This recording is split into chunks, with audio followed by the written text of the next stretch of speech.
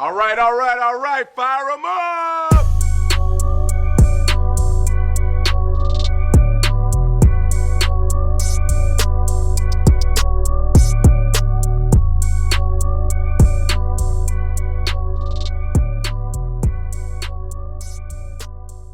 What's going on, everybody, and welcome to the John of Your Life podcast, your go-to podcast for all things movies, TV, entertainment, and a podcast that one day hopes to get sponsored by Regal Limited. You heard that, Moses? We are proud Regal Limited members.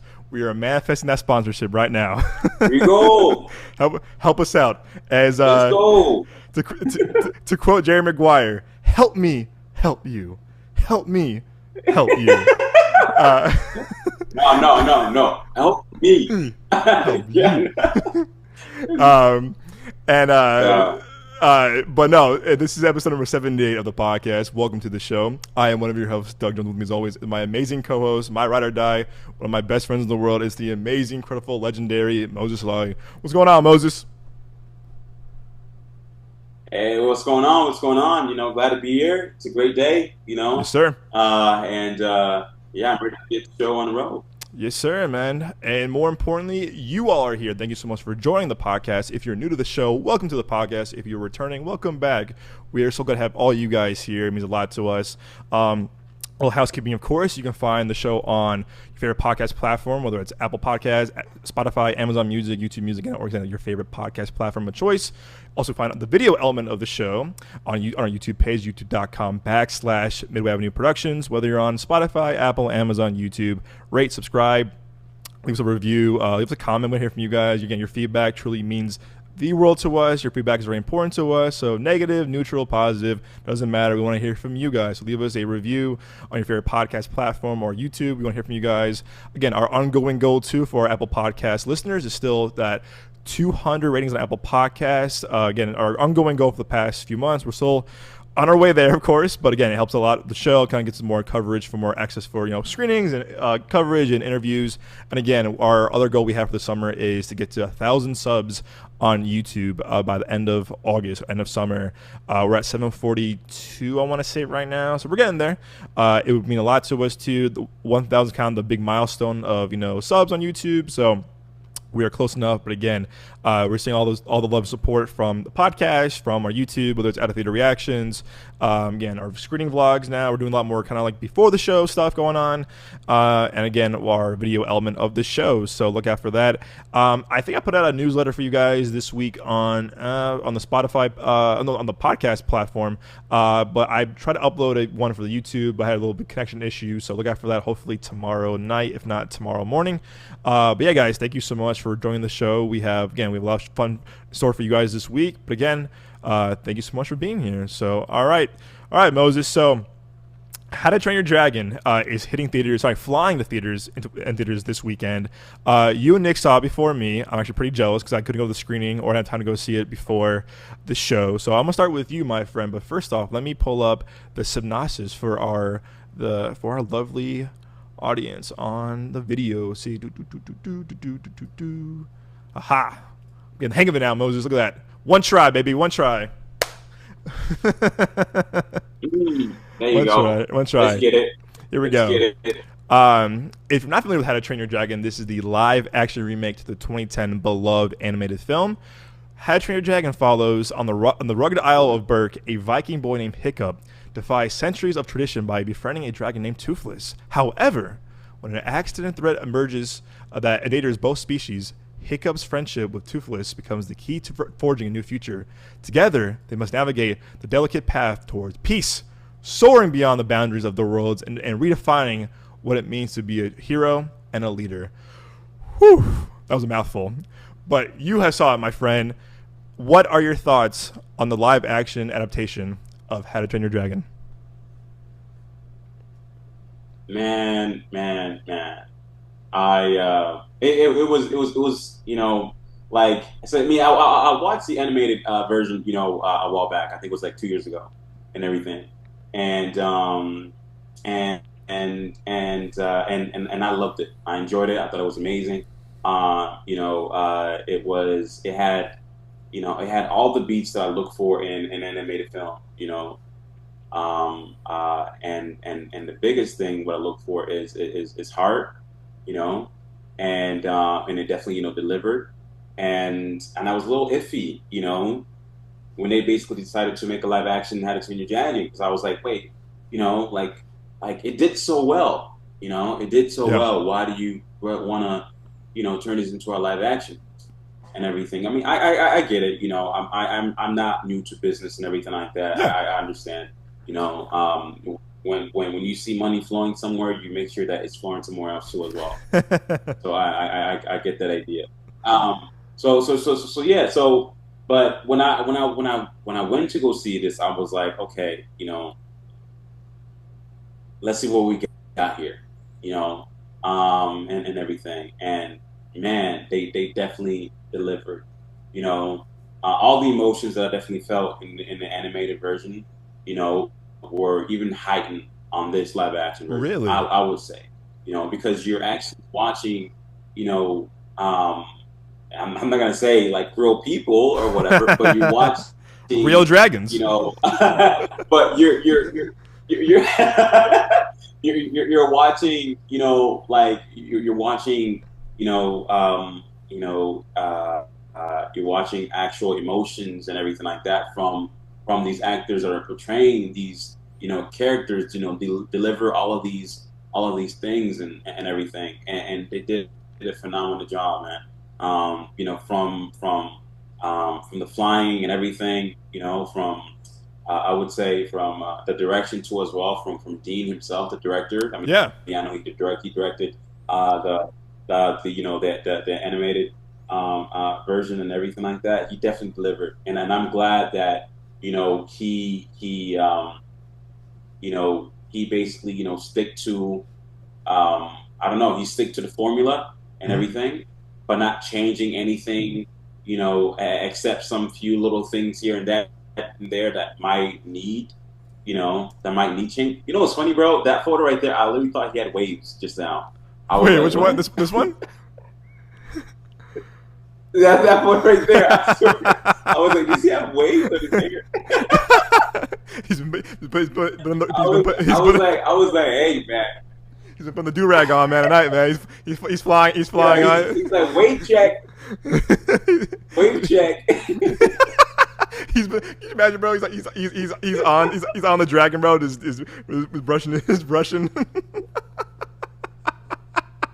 Yeah, it's hilarious. But no, man, this guy did an amazing job, man. He did an amazing job and everything. I really love this movie, and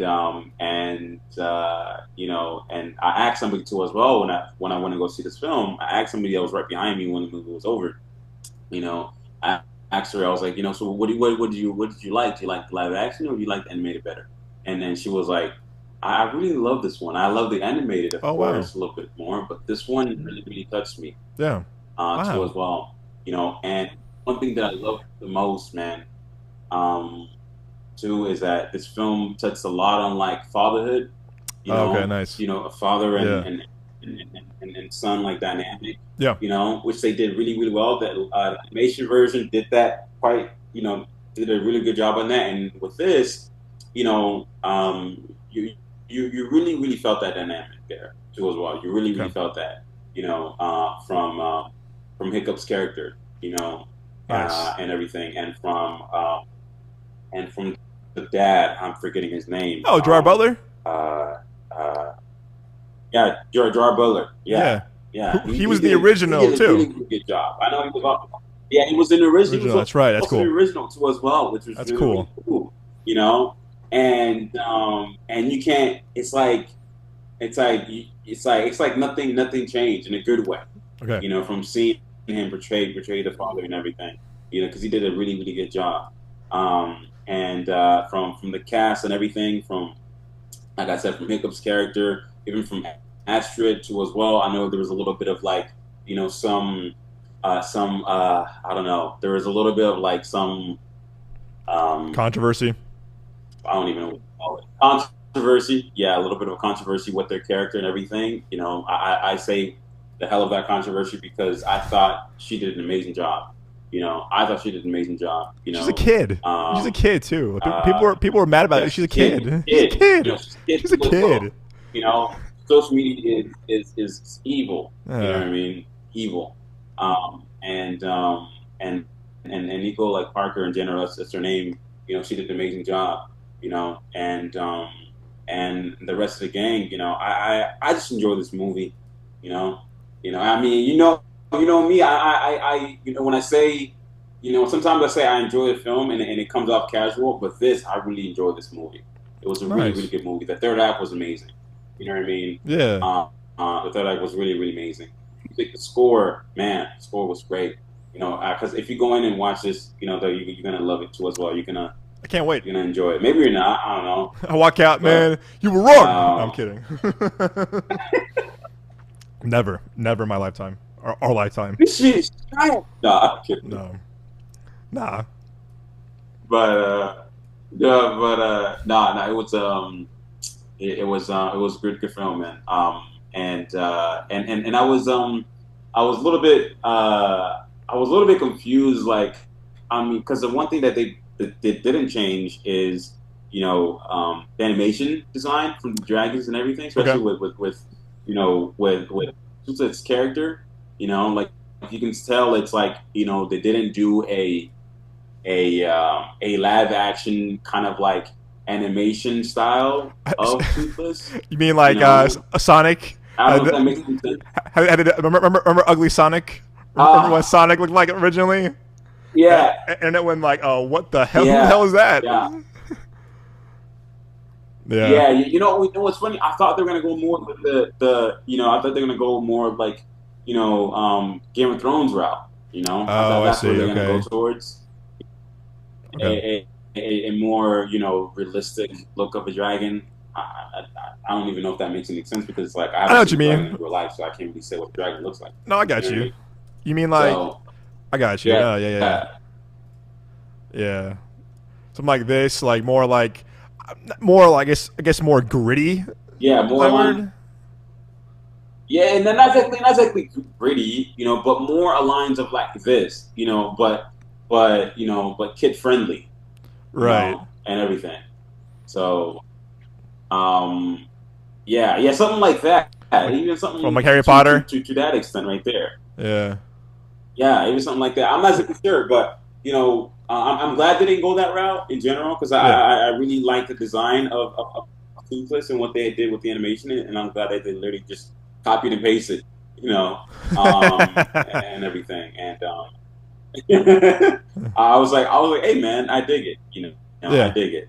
So yeah, man, it's a good movie, bro. It was a really good movie. I feel like I'm missing a few things, but I mean, we all seen the animated version, so I can't really, Not Nick. Nick hasn't. You basically already know. What? Nick's seen the third one. He said, and if you watch his reaction, he said, "I've seen the third one," and I was just like, "Hey man, good for you." But no, he I couldn't go to the screening the night that it was happening, so he went with Kaylin to go see it. So he kind of like he went to go see it, and then you saw it too. So so have you seen all 3 animated movies? No. I only seen the first, and I was gonna get to the second. I didn't exactly get to the second because of life stuff. I'll say that. Fair enough. We'll talk about that later. Yeah. But okay, so it's funny because I'm with you. I've only seen the first. I only seen the first one. The first one to me was a beautiful movie. I think I had the book. I think it was a book before the movie came out, like years ago. What, 15 years ago? Yeah, I mean, I know it's based on a book and everything. Yeah, and what's funny, bro, is that this movie got so much money from me. The second movie got so much money from me because we would buy that ticket for that movie and go sneak in to go see 22 Jump Street that summer. Wow. Bro, that's crazy. So like, I can't tell you, bro, how many times like I saw opening night with some friends, I saw it again with some other friends, saw it again and again and again, and like we legit bought tickets for How to Train Your Dragon each time. And snuck in to go see 22 Jump Street. So that movie got a lot of money from me and my friends because we couldn't buy tickets legally to go see 22 Jump Street. Yo, that's hilarious. That's hilarious, bro. So, oh my god. But hey, man. Hey, it's fair, bro. I paid for it. Damn. I haven't seen it. So damn. But yeah. True. But overall, man, you're really gonna enjoy this film movie, and also speaking to everybody else that's also watching and listening, you're also gonna enjoy it too as well. But but don't take my word for it. Just go and check it out for yourself, and hope you enjoy. It really is. It really is shot beautifully overall, and it's a good story. And I know Father's Day is coming up and everything like that. Oh, nice. Film, definitely, take to go see it with your family and everything like that too as well. So, and yeah. So, that's my little review on it a little bit. And yeah. What would you out of 10? What would you rate it? I'll definitely give this, I'll give it like an 8.5. Oh, nice. Okay.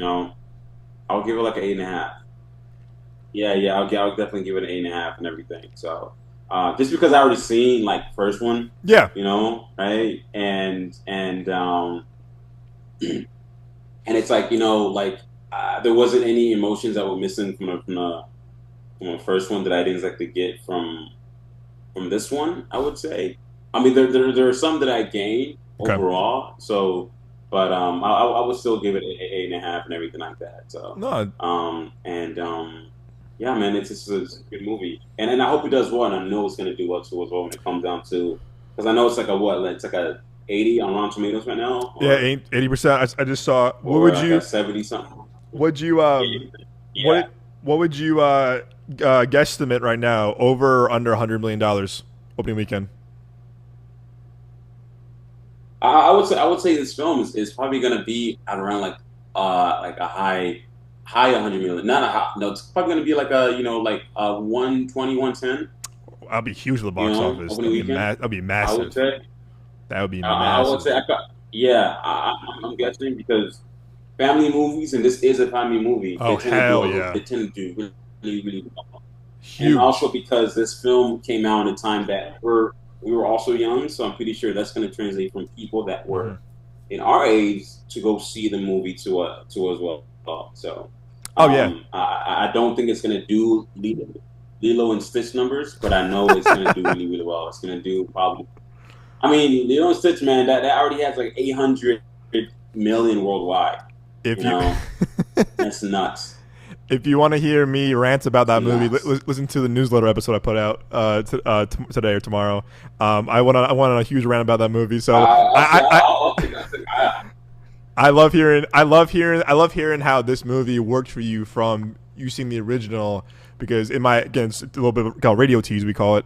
And if you hear once you hear my radio, my newsletter episode, I went on a kind of a rant about how much I felt the opposite of how you felt about this movie, where I was like upset of how they changed a lot of things in Lilo and Stitch. But besides the point, right now it's tracking at Variety has it at 75 mil plus, which I think is kind of low.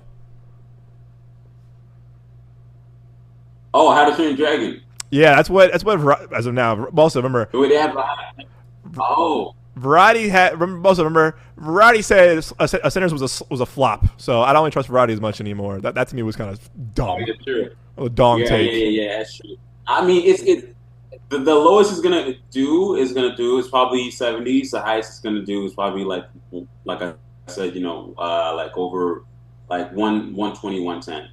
Yep. And everything. So. And yeah, I mean, I hope it does well. I hope it does well because I really want to see. I mean, if you start this thing, might as well finish it. You know what I mean? It's like I really want to see it. From the first one all the way to the last one because I know they got 3, right? They got 3 of these. The second one's been announced already. The second has been announced already, which is great, which is good. And look at that! I'm kind of surprised. 150 mil for this movie. That's pretty good. That's pretty like I mean before marketing and distribution. That's So pretty good. I mean, it's probably looking at like 275 to 300 after marketing and after distribution. But this is gonna crush internationally too. This is gonna crush internationally. The other ones did. Yeah. Too. Oh yeah. Internationally. Oh, It's gonna do 100%. so well internationally. 100%. I feel like internationally, including 3D too as well. Oh yeah, IMAX. Like it's gonna do well on IMAX, Yeah. especially how much this movie goes with a lot of like action, Yeah. and everything like that. It's gonna do great. Sick. And yeah, I really hope it does well, and I'm excited to see what they do for the second one. So, Sweet. And Nice. and, yeah, it's funny, bro. It's funny when I look at the budget. This is kind of like not exactly off topic a little Go bit, ahead. but when I looked at the budget for Jurassic World, for Jurassic, new. What is it called again? Jurassic Rebirth, right? It's Rebirth. No. What is it? Yeah, I should know this. Rebirth. Yeah, Jurassic World. Rebirth. Yeah, Rebirth. Yep. Rebirth, yeah. Their budget is also like 180, which I'm really really like surprised. It's like 180, which is really, which is like good. It's 180. Wow. Same numbers as Thunderbolts and everything. And I think the reason why is because Gareth Edwards, the director of this film, knows VFX really really well. Because his films are usually heavily VFX work, and also with the creator too as well. That was literally a $90 million budget, which is crazy. And it was heavily VFX work. There's heavily VFX work done in the movie. So and yeah. So overall, I'm excited for this, but I'm also sorry. Go ahead. No. Go. Keep going. Keep going. No. I was just gonna say I'm also excited for this movie. That was it. Yeah. Yeah, this one I'm really cute because it's gonna have. So I think so Rebirth 115 135 because it's coming out during 4th of July weekend, which again smart on their point for being a big movie on 4th of July. I think it was very smart of them to open up on that because then a week later you have Superman. So it'd be cool to see kind of like competition with that and Superman kind of going back to back a week and a half later. I think what's gonna hurt. I think what's gonna help this movie out a lot is that if Jurassic, then I'll read Nick's review of How to Train Your Dragon. But I think with Jurassic, what the huge thing is gonna be is because there's still a bit of a stank kind of smell from the last one. Like people who I know loved Last Jurassic did not like that. Who loved Jurassic in general, like did not like that last one, and also it would not get good reviews, but still crossed $1 billion. So hey, it still made money. They're like Universal's like, jokes on you guys. Still made $1 billion. I definitely know that. I definitely know that you're not really a fan of Jurassic. No sir. No sir. I'm walking that screening, bro, like this next week, like in 2 weeks, bro, like this. Like arms crossed, gonna be like, all right, man, show me what you got. Whole time, I'm gonna be like this, bro, in the theater, like this. Bro, it's hilarious. I'm gonna be like arms crossed. I'm like, that's funny. Impress me. No, I'm kidding. Impress me right now, but nah. We'll definitely see what happens. But I also do want to add in with a little bit more. One more thing with How to Train Your Dragon is that the chemistry was really really done well.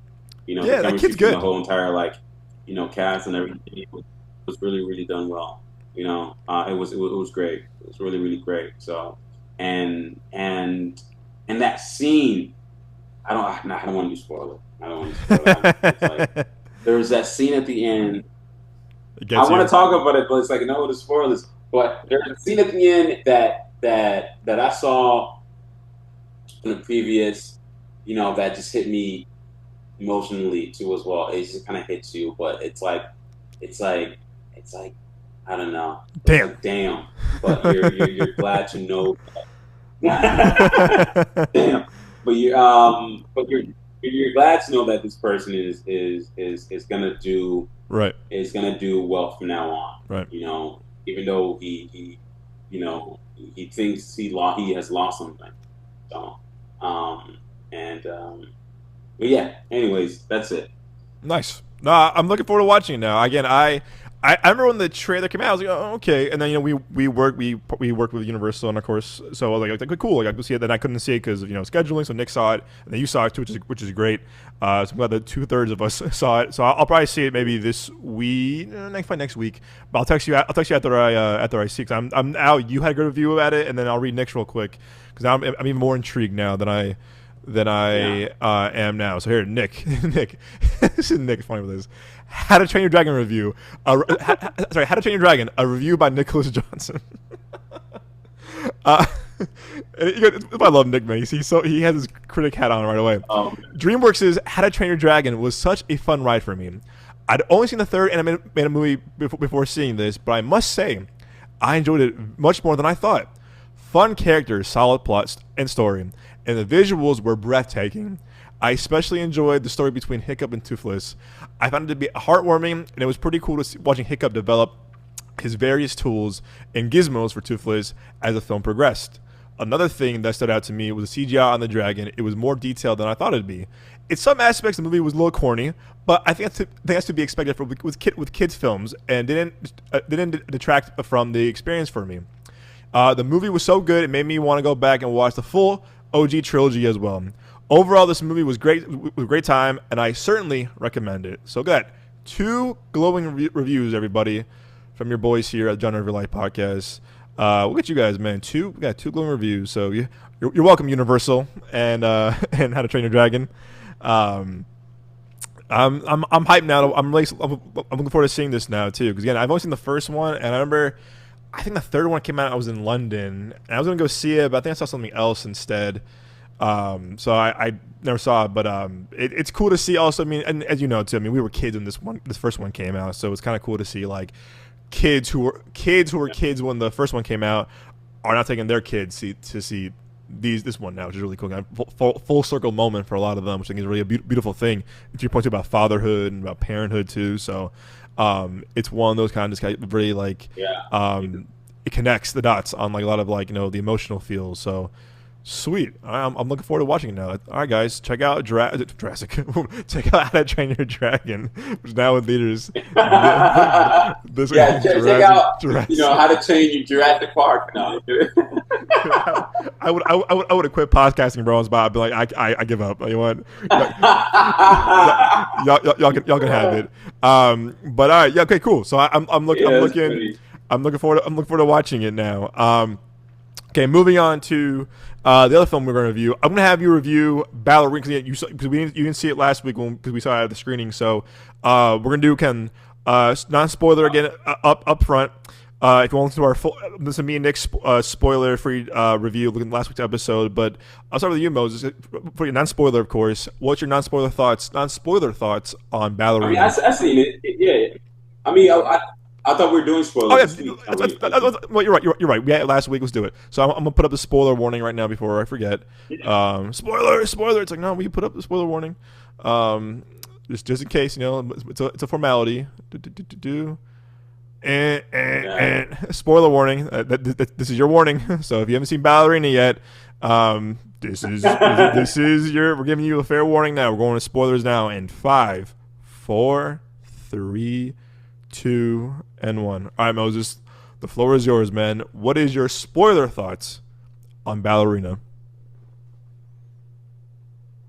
I thought it was fun, man. This movie kicked ass, and no pun intended, at all. And Ana de Armas and everything like that. She did a great job. There's a lot of like talk about like this movie being a flop or whatever at the box office, blah blah blah blah, things like that. But you got to realize, like this movie made more money than the first John Wick movie. So it's like I'm pretty sure that's good, like right. But overall, going back into the film. So, but you're right. The first one had also a lower budget. Oh yeah, that's true. That's true. That's also true. But yeah, that's also true. But I just know that I had a good time with the movie. You know what I mean? I had a good time, and I'm pretty sure a lot of people can also, you know, can also agree that they also enjoyed it just as much as I did, and everything.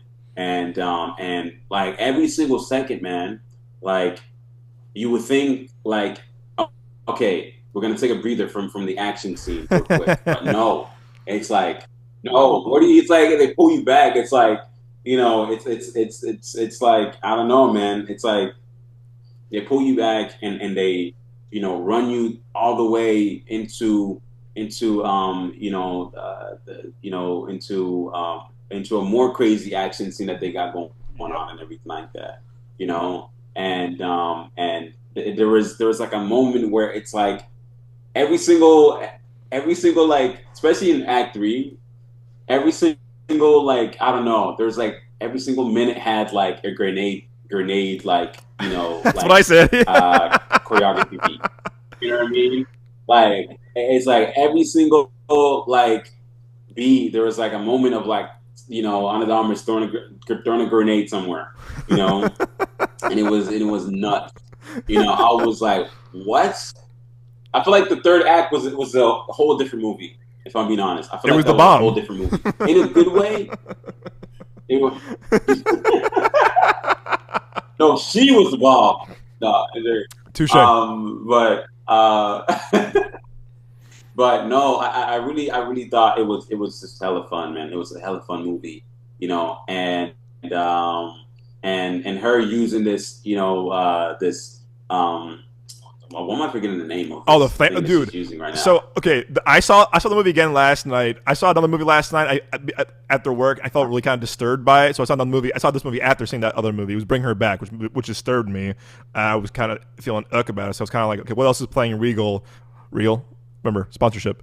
And Ballerina was playing right there. So I walked over to the hall, saw Ballerina again, and thank God I did because I was like feeling like disturbed from the other movie I saw. But you're right, the flamethrower scene is fucking awesome.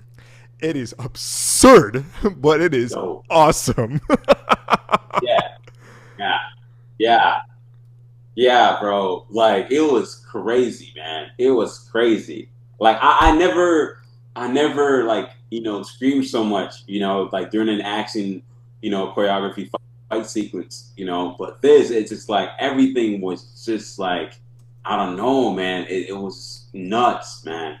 And her using the fire. I mean the Flame, the fire flamethrower. hose and everything like Yeah, that yeah. too as well. The Oh wire yeah, yeah, yeah. hose, Oh yeah, you yeah, yeah. know. Fire hose. Yeah, yeah. The yeah. Her using that. I thought I was epic. I thought I was great. I thought I was like kick. I thought I was dope as hell, bro. I was like, damn. Like it felt like a Dragon Ball Z moment. I Oh, I don't see what you know. mean. You Yeah, know I what I see what you mean? mean. Yeah, Like it yeah. took me back to Oh it, yeah. it took me back to that a little bit, but I would say I wasn't really like fond of like the first act of the film and everything because it was a little bit like dry, Yeah, you I know, agree. I agree. um, a little bit and everything. Like we talked about before, we do know that the director of John Wick kind of took over Mhm. Mhm. a little bit, and talked about how he kind of directed most of the action sequences of the movie, Yep. that was heavily needed, because of the reviews that they had gotten and Yeah, everything like test that from screenings.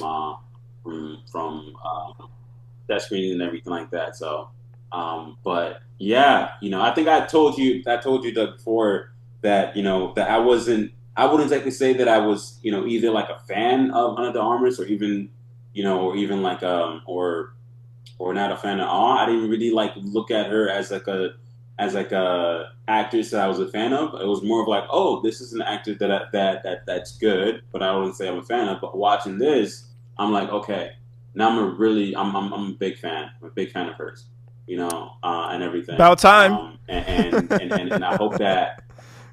No, I mean, no, no, man. She did a great job because I mean, she done.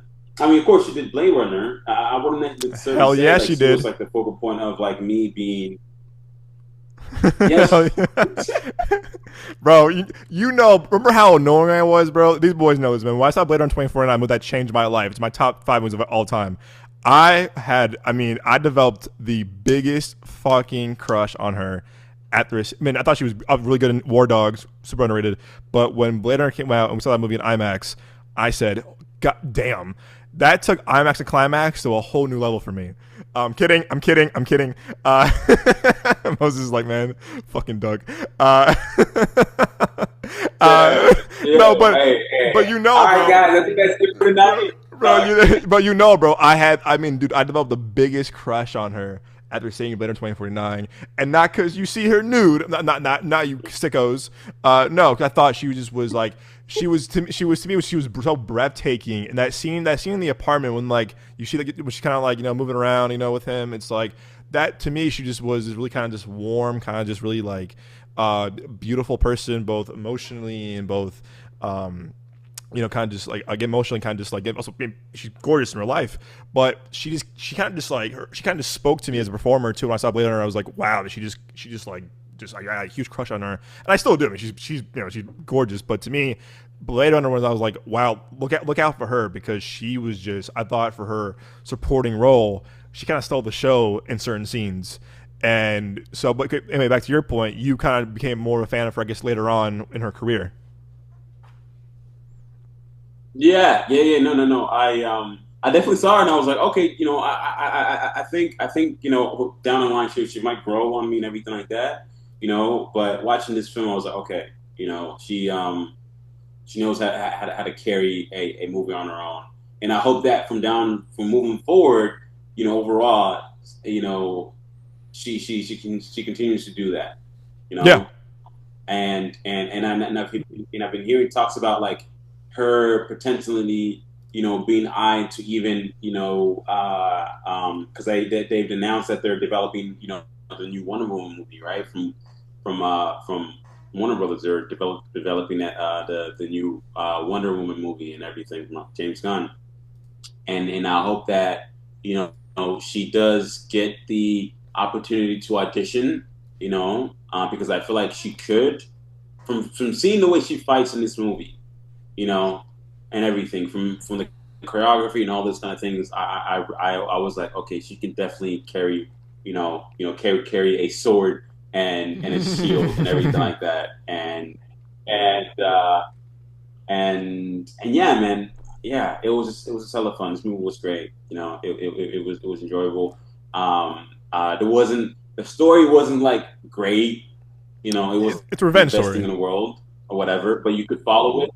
You know, yeah. You could follow it and everything. It's, you know, you can follow it very easily. It's just about her wanting revenge, you know, because somebody killed her father. Yeah. You know what I mean? It's very simple, you know, story plot that's very simple to follow. And yeah. So I really enjoyed it. So, and it was great seeing, Lance Reddick, John Wick's character show up too as well. Lance Reddick, yeah. I mean, yeah. No. Yeah, it's also great seeing him too as well, because I smiled. Yeah, you know, I smiled really, really big when I was able to. I love him. When I was able to see him again, I was like, ah, damn, bro. I was like, that's the guy. You know, that's the guy right there. You know, and it's kind of sad though, because it's like every single time you see him, it's like like, okay, like I definitely know this is definitely gonna be his last movie that I probably ever see him in. Yep. You know what I mean? And you kind of you know that, but it's like really sad to, it's like sad to like know that, I guess. But seeing him was really, really great, and also seeing, John Wick's character pull up, in here was really, really cool too as well. And I mean, he had what 10 minutes of screen time. So yes. But he kind of like.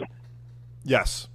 I'm glad you brought that up. I'm glad you brought that up because I might have said this last week. Sorry for interrupting. By the way, I said this last week. I think in the review I said as you mentioned earlier too, is that in the original like, was it original like the footage, like the only footage you saw of him was like in the beginning in the movie when she goes, "How do I do what you do?" And he goes, "The front door is unlocked."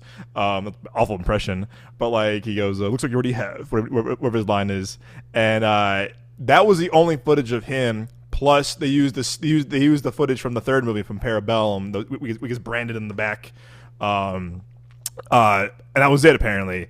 And I think the test screening was like, "Where the fuck is John Wick?" It was like, "Hold up now," and so they added that fight scene at the end where when he goes to town, he goes when he's sent to like go capture or go kill Eve, and then it's a huge fight scene with those few people.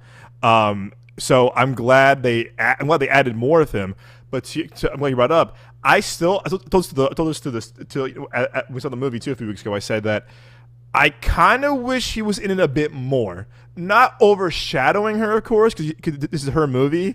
But maybe could have used a bit more of him, like more of him maybe like in the third act, where I was like, oh, cool, like he's here now, help her fight these guys, whatever. Because again, they are the same. The Ruskarovas, they're the same brand, they're the same tribe basically.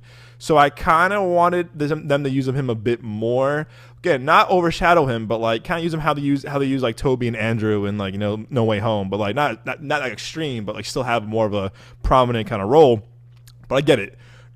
This is her movie, and they did a great job with it. But I kind of wanted it a bit more, just in case we don't get John Wick 5, which I'm totally cool with.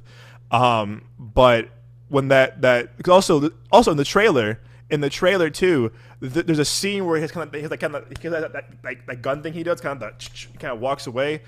That wasn't in the movie, and I was kind of like, oh damn, because there's a scene where he kind of jumps over like a ledge or whatever, not in the movie, and I was kind of like, oh man, there seems to be more of him in footage wise, but I guess they kind of like trimmed it down a little bit because even in the probably scrapped it. Yeah, I would assume. Yeah. But what's funny is that I actually liked him not being in it. Okay. As much. Why is that? Because it's like, I mean, and it's just it's good that we have different like thoughts and everything like that. But I liked his screen time that he had here. He shows up at the end. He shows up at the middle and everything like that, and we continue to follow, the main character's story arc and everything. And we kind of just follow her, and I thought that was good. And with John Wick 5, I mean, didn't he die? It's like, yeah, he did. I low-key don't care either way so I'm just like, so I low-key don't care either way if they. Not that I don't care, but it's like I feel like you're gonna have to come up with like a really, really good plot line for him to come back. I agree. Or for him to like be alive. I agree. I mean, make sure you have a really, really, really good plot line. But I hope that if he does come back, I hope they just do it justice. That's all I'm gonna say. I'm with you.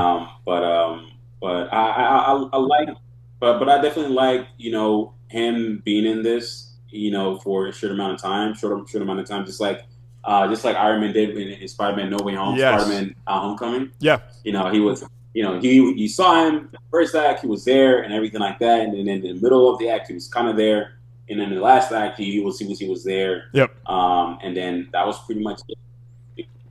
So because it's not his story that we're following. No. It's just the Ballerina story. So, but yeah, I had a good time. I had a good time with it. I'm with you on that too. Where like I love this franchise so much. Again, I've been on record. I wasn't a fan of the first one when I first saw it. I was like, it was cool, but I started seeing 2, and I was like, oh, now I get it. Now I love this franchise more than ever. Yeah, right here. This scene right here is not in the movie. This scene right here where he jumps over the stairs and does the kind of like gun thing he does, the kind of the gun like reload. Not in the movie. And I was like, damn it. Oh shoot. Like Oh yeah, it's not. Yeah, yeah, this yeah. It's not. this frame is Yeah, not in the movie, and I was like, when I first thought like did I miss it, and I watched it again last night, I was like, no, he's not in this one. So hopefully, like the Blu-ray or digital, whatever, that will get like deleted scene, whatever, because this scene's not in the movie. Um, but yeah, dude. I feel like they have so much footage with this movie, bro. I feel like they have a oh my lot of god, like bro. coverage and footage with this movie that they had to cut it. You know, I hope that, and I hope they can make a director's cut. I don't know, but I don't. Really, it's not that we need it, but I feel like there's a lot of coverage that was probably taken out from this film. You know, Yeah, yeah. um, there's a lot because of because of Chad, coming back to literally reshoot this whole thing, kind of, Right. Yeah. you This know. was this was on the wrap. But I remember seeing yeah, this a few. I remember seeing this a few months ago. We've been following this movie for 3 years now because the movie's been in production since like 2022. This movie's been on for a long time. Like I said too, if you want to see all the writers on this movie, yeah. go to I get this thing. yeah, yeah. No, I was gonna say Lions be taking L's for way too long, and but I feel like they definitely need a win somewhere, you know. Yeah, I agree because I felt for them last year because I felt like they had put all this like these big films and they just weren't connecting with the audience, unfortunately, and that kind of breaks my heart because they're a great studio and they have great franchises, they have great also original stuff too, Yeah, which I appreciate. But we've been covering this movie yeah, for yeah, like yeah. a long time. So again, if you go to the IMDb page of Ballerina, go to additional crew, and you'll see all the additional writers on this movie. Again, Emerald Fennell, who did Saltburn, she did a rewrite on the movie. Like there was a lot of rewrites on the movie, and again, rightfully so, which is really really good. I mean, that's the beauty of filmmaking. But what I remember reading this was that like this is on the wrap too. This is on the wrap that Chad Stahelski, who I admire a lot, who's just again to me is really again starting from a stunt man to become a great director now. Okay, I'm not buying this article, so sorry the rap. But basically, what it was is that he reshot most of that movie. And when I went to that kind of like silly like movie preview thing at Regal a few months ago, I was watching the other behind the scenes stuff, and again, you see Len Wiseman in a few of the behind the scenes stuff, but then the other stuff you see just Chad, which kind of proved my point of like improved kind of the news of like, oh, Chad reshot a lot of this movie because if the movie wasn't working at the test screenings, you got to bring in the guy who birthed this franchise. I know David Leitch did too, but you're gonna bring in the guy. You're gonna bring in the guy that kind of just like again birthed this franchise and really kind of knows this world more than anyone in the world. So Yeah, him and yeah. Keanu. So it kind of, again, no surprise that okay, cool. You're gonna also too. It was supposed to come out last year too. Like people forget this movie was going to come out June of last year. It got pushed back a whole other year, and again, I think reshoots, and again, I think Chad Stahelski was really kind of again he is also his company produces the movie A711, so it seemed and Yeah. no offense to Len Wiseman as a filmmaker, but again, if you're not again if you're not a big name director, I'm sorry, you're expendable. And Stahelski, again, I wouldn't call him like a Jordan Peele or Chris Nolan or Spike Lee or Tarantino or whoever, Spielberg, whatever. But Stahelski has more pull in this business, I believe, with being a stunt director, second unit director, and has success now with this That's what I'm franchise. saying. I feel like, yeah, Yeah, yeah, yeah. Yeah, no, I was gonna say, with Chad and everything, like he's really good he's really good at action directing, and I wish that I wish another studio kind of realized how a big deal and how much people love like this type of action, like exactly. in Ballerina. Like I love the type of action that with Oh, it's so good. Ballerina, and I wish that somebody was able to like even if someone when I was watching Captain America: Brave New World, I was like some of the action sequence was cool and everything, but I was like I need some of this shit. When I was watching Ballerina, I was like I wish I Exactly. had some of this action scene action scenes in Captain America, Exactly. Brave New World, because it's like it's like how do you have $180 million budget, and you cannot produce this kind of level of like action and intensity, that people really, really want, right? Yep. And Yep. and I feel like Marvel has kind of been falling off on that a little bit. So and that's what I wish. It's like I wish that Chad, hopefully in the future or so, can direct a Marvel movie. Maybe when they decide to like go back and tackle the movie Blade, you know what I mean? It's like Bro. bring this guy in, because he knows that world. It's like a cakewalk, bro. If he I decided to know. direct that movie, I, it will be the easiest. It would be the easiest win that Marvel ever had. If they I brought this guy know. in, you know what I mean? But yeah, Bro, but just my opinion. he said, bro, you said Moses, bro, you said it's spot on the money, my man. And bro, he's legit. Look, him and David Leitch were second unit directors on Civil War, and also winners. I know David Leitch was second unit on Winter Soldier. Wait, he was? Yes, He bro, was? yes. He was a second unit. Man, that's why that movie was fire. That's why that movie was fire. That's why the movie was so fire. Bro, look. Oh my goodness. Bro, and look, My and also, goodness. I'm pretty sure David Leitch did Winter Soldier, and the Winter Soldier's action is top tier, and it's phenomenal. It is phenomenal. Top notch, bro. It's top notch. It's so good, bro. It's top notch, and I wish. It's funny, bro. When I was watching, yeah, bro. I was really hoping for Sam Wilson's character to be more, to be better in hand-to-hand combat, I agree. and everything like that in Brave New World. You know what I mean? I agree, bro. I agree. And I wish there was more hand-to-hand combat and everything like that. And I feel like they missed that opportunity, to do hand-to-hand combat that was really, really proficient and everything. Because I know he was using his shield a lot and he was using his wings a lot. But man, bro, they could have. I'm just imagining what Chad could have done with his second unit directing and everything like that with Captain America: Brave New World. With the hand-to-hand combat. I know, bro. But I know. Yeah, I hope. Now that you say this, who's the second unit director for Avengers Doomsday? Who's the second unit director for that? You got. They're probably booked. They're probably booked. Good question. Let me check. But also, it's funny. People forget too that Chad reshot the entire third act of Birds of Prey. Like that's all him. That's all him because the action wasn't really hitting. So WB brought him in. He legit brought it. Did the whole third act of Birds of Prey. And guess what, bro? The action in that is awesome. Yeah. The action of that is awesome. Like the action in Birds of Prey, it's so good. It is so good. People just forget how good the action is on that. Let's check Doomsday. Let's check.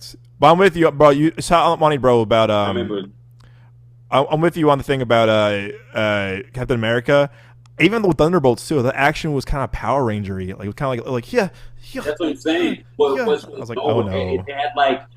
It wasn't good. It wasn't hitting for me. It wasn't hitting for me. And I love Marvel movies and I love Marvel. I grew up with that. Yeah, we all did. With it's like. All right. It's like for them to kind of start kind of lacking on the action scene.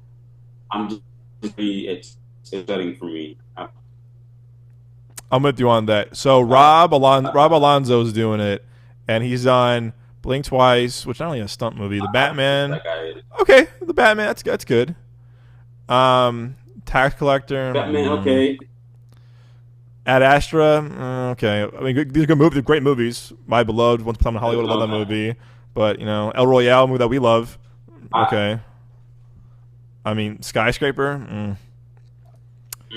I mean. I love that we're both like, well, yeah, I don't know. Den of Thieves? I mean, some of these movies.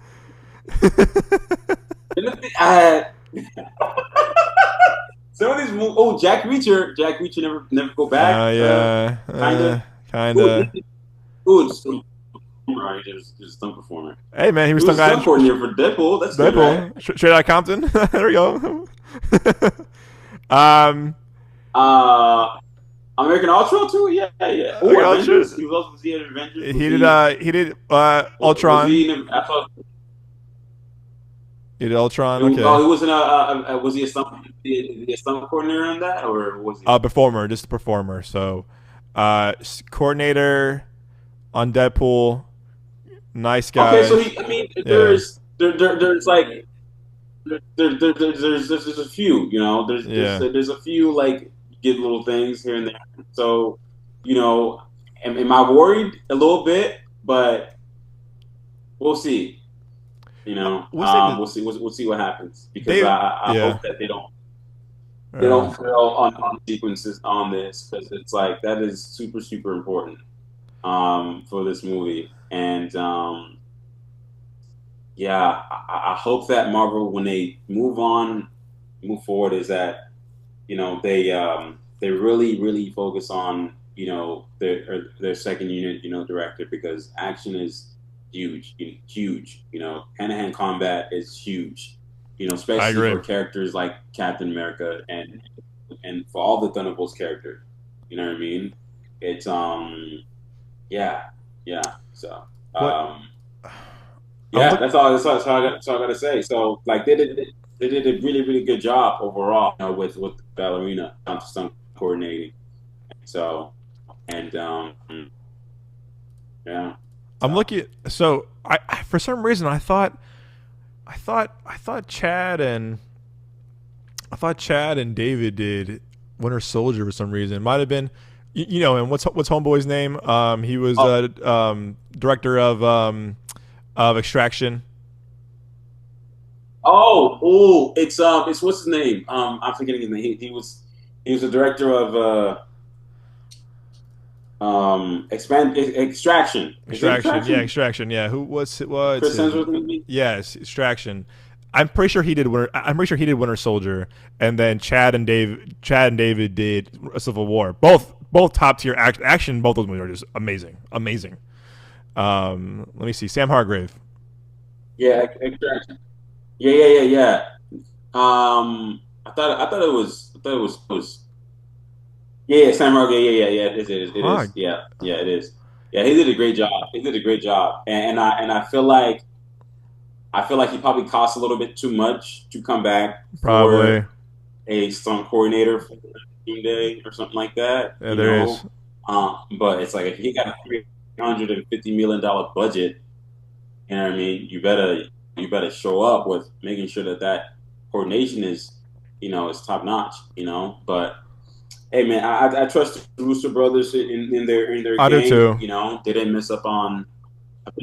You know what I mean? I trust them with the superhero genre. You know, I trust them with that genre. When it comes Hell down yeah. to every other genre, I'm a little bit iffy with it. A little bit. I mean, he's fan of them. He's fan of theirs, but um, it's other genres that I know that they kind of miss a little bit here and there. So, but I'm excited. You know, I'm excited.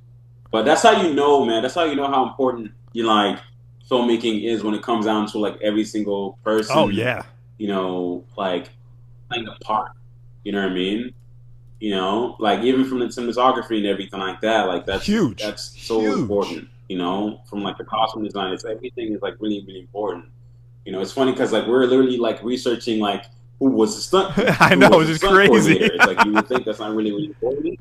And It's like no, we're diving in. We want to see like who actually did this. You know what I mean? yeah, Because it's like it's important to us because we want these things to do well too as well. You know, so yeah, yeah. I agree. Um, I trust both these guys. I trust David Leitch. I trust Chad Stahelski.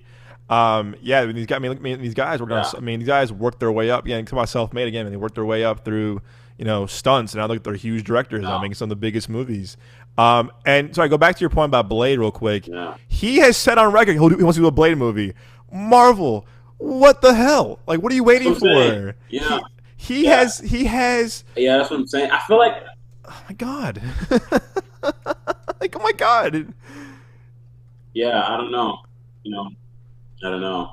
He has a lot and on like yeah he even says it right there. He wants to do it, but He wants to do I it. feel like Marvel wants to go a different direction, and I feel like Mahershala Ali too as well wants to go a different direction.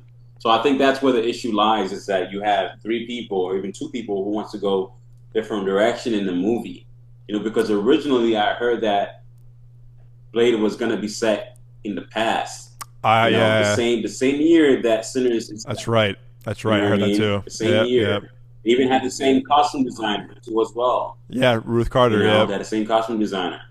So Jimmy Carter. So it's like Man, that's where you kind of had, you know, the iffy situation and everything like that. But man. Could you you imagine, know, bro? um, Could you imagine Chad doing a Blade movie? bro, Could you imagine, bro? Could you that would have been, imagine, bro? Could you that would have been, imagine Chad doing a Blade that would have been movie? especially like the sword Oh scenes and my everything. That would be god, cool. bro! Look You at know, John Wick but 4. Look at John Wick 4. Look at John Wick 4. The blazing and the katana fights in John Wick 4. Look, bro. Look at the katana fights in John Wick 3. Why on the motorcycle and all the guys on the katanas? It's like you got a guy right here that can do. And he's worked with Marvel before with Civil War. It's like, listen, he's dude. yeah, If Mahershala leaves, I'm gonna be really sad. But I hope they get Chad to do a Blade or do something really cool in that universe. yeah, Fuck, yeah. man. Could you I imagine hope doing? they just do a Blade movie in general, bro. Yeah, that too, bro. I I hope they just really, do a Blade movie in general. Because man, bro, it's like that. People love people love that. You know, people love Blade. I don't know why, but people love Blade, man. I know, bro. You It's know, beloved. the two swords. You know what I mean? It's fun. You know, too as well. It's like there's no. You know, it's like when you go in, you know what to expect. You know, and that's Yep. what people love about it. It's like you know what to expect in this movie. I mean, you go in expecting a dude to just fight motherfucking vampires I and know, you know and use his sword and you go from there. So man. there's not really anything. I don't know, but Man, I'm hey, looking. man, you know, but yeah, I'm looking at. Remember during COVID, when Michael B. Jordan announced he's gonna do a movie with Chad Stahelski. I remember us in the group chat were like, "Holy shit, holy shit!" Because he's supposed to do Rainbow Six. It was supposed to be Chad and Michael B. Jordan, and I was so hyped for that, bro. I said yes. I said yes. I'm like, yeah. let's go. What happened to that? I think Chad was either on Joe Rogan, another podcast, where he said it kind of fell through. I think it fell through the studio. But I remember when Michael B. Jordan announced it on his Instagram, he goes, "I'm doing my next movie's gonna be with Chad Stahelski," and I was like, "Let's fucking go." He didn't go into detail of what Why did it happened. fell through? He didn't talk about it. But I remember when Michael Jordan announced that he was so hyped for this project to work with Chad. I'm like, oh my gosh, this is a great pairing with these two together. I forgot what happened. I know the strikes were a big part of it. What happened too, unfortunately. But there was something else. I forgot what happened. But he didn't go into too much detail. But I remember the strikes being a part of it. But I was really I was really hyped for that because of him and Michael B. Jordan working together. That would have been so cool, bro. That would have been so cool. Again, I'm still hoping it will happen. If it happens one day. So I don't know, man. I really hope that he goes back. He goes to back to doing get into something else sometime soon. Well, I was gonna bring something else too. I was gonna bring something up real quick. Also, he produced something that you worked on, Day Shift. The action that is great. The action that is awesome, and with Jimmy Fox. Yeah, Kind of silly, but it that was a works. long time ago. Damn, that's crazy. Yeah, it's a fun movie. No, yeah, no, that's definitely. I was thinking about like this stuff. It's just like, well, I was a long time when I worked on that movie. Yeah, It was crazy, especially like just being on set and kind of working with the second unit and everything, and seeing all like they had like multiple cameras and everything, and seeing all like the driving sequences happening. yeah. It was cool. It was, you know, he did who did stunts for Avatar: The Way of Water? Who was that? The guy who did a Day Shift. Oh shit! Oh shit! J.J. Perry, who was stunts on John Wick 2. He was stunts on, let's see, stunts. He was second unit AD, Blue Beetle, Samaritan, F9, Route Remorse. So to watch that. He was let's see, a lot second unit stuff on that, and then I remember he did stunts. I know J.J. Perry is one of Chad's guys. or was, yeah, no, he was, yeah, no, he was, no, he was, yeah, he's one of Chad's guys, yeah. Where is it? Hold on. Second unit assistant director, stunts. Come on, loading credits, whatever. But there it is. Yeah, he was stunts on Avatar, stunts on. There you go. Yeah, the Falcon and Winter Soldier. You know what's funny, bro? I thought the Falcon and Winter Soldier, especially like that opening sequence, Had better with fighting. with not, I mean, in some cases, but I would say the sequence where Sam was kind of just literally flying out the freaking helicopter. Yeah. I felt like that seat there was great, man. They could have. Oh, I agree. I wish they had a scene like that. I wish they had I a scene agree. like that. You know, there's some things that I'm just like I wish they had in Brave New World. You know, even the music too as well. I wish the music was more Winter Soldiery. You know, I know they decided to go in a different direction and everything like that. Yeah, But I'm with you on that. yeah, yeah. I'm with you. I'm with you on that. Hey, man, I'm with you on that. It's. I have a question for you, bro. What you got? I have a, I have a question. Do you think they're gonna make a Captain America, 5, or do you think that's probably a no go? I think it Or do you depends. think they're gonna probably just focus on something else? Go ahead. Sorry, keep going. Because I know they're definitely not making the Thunderbolts 2. That's for sure. No. I know that. Because of how much money they lost with that movie. I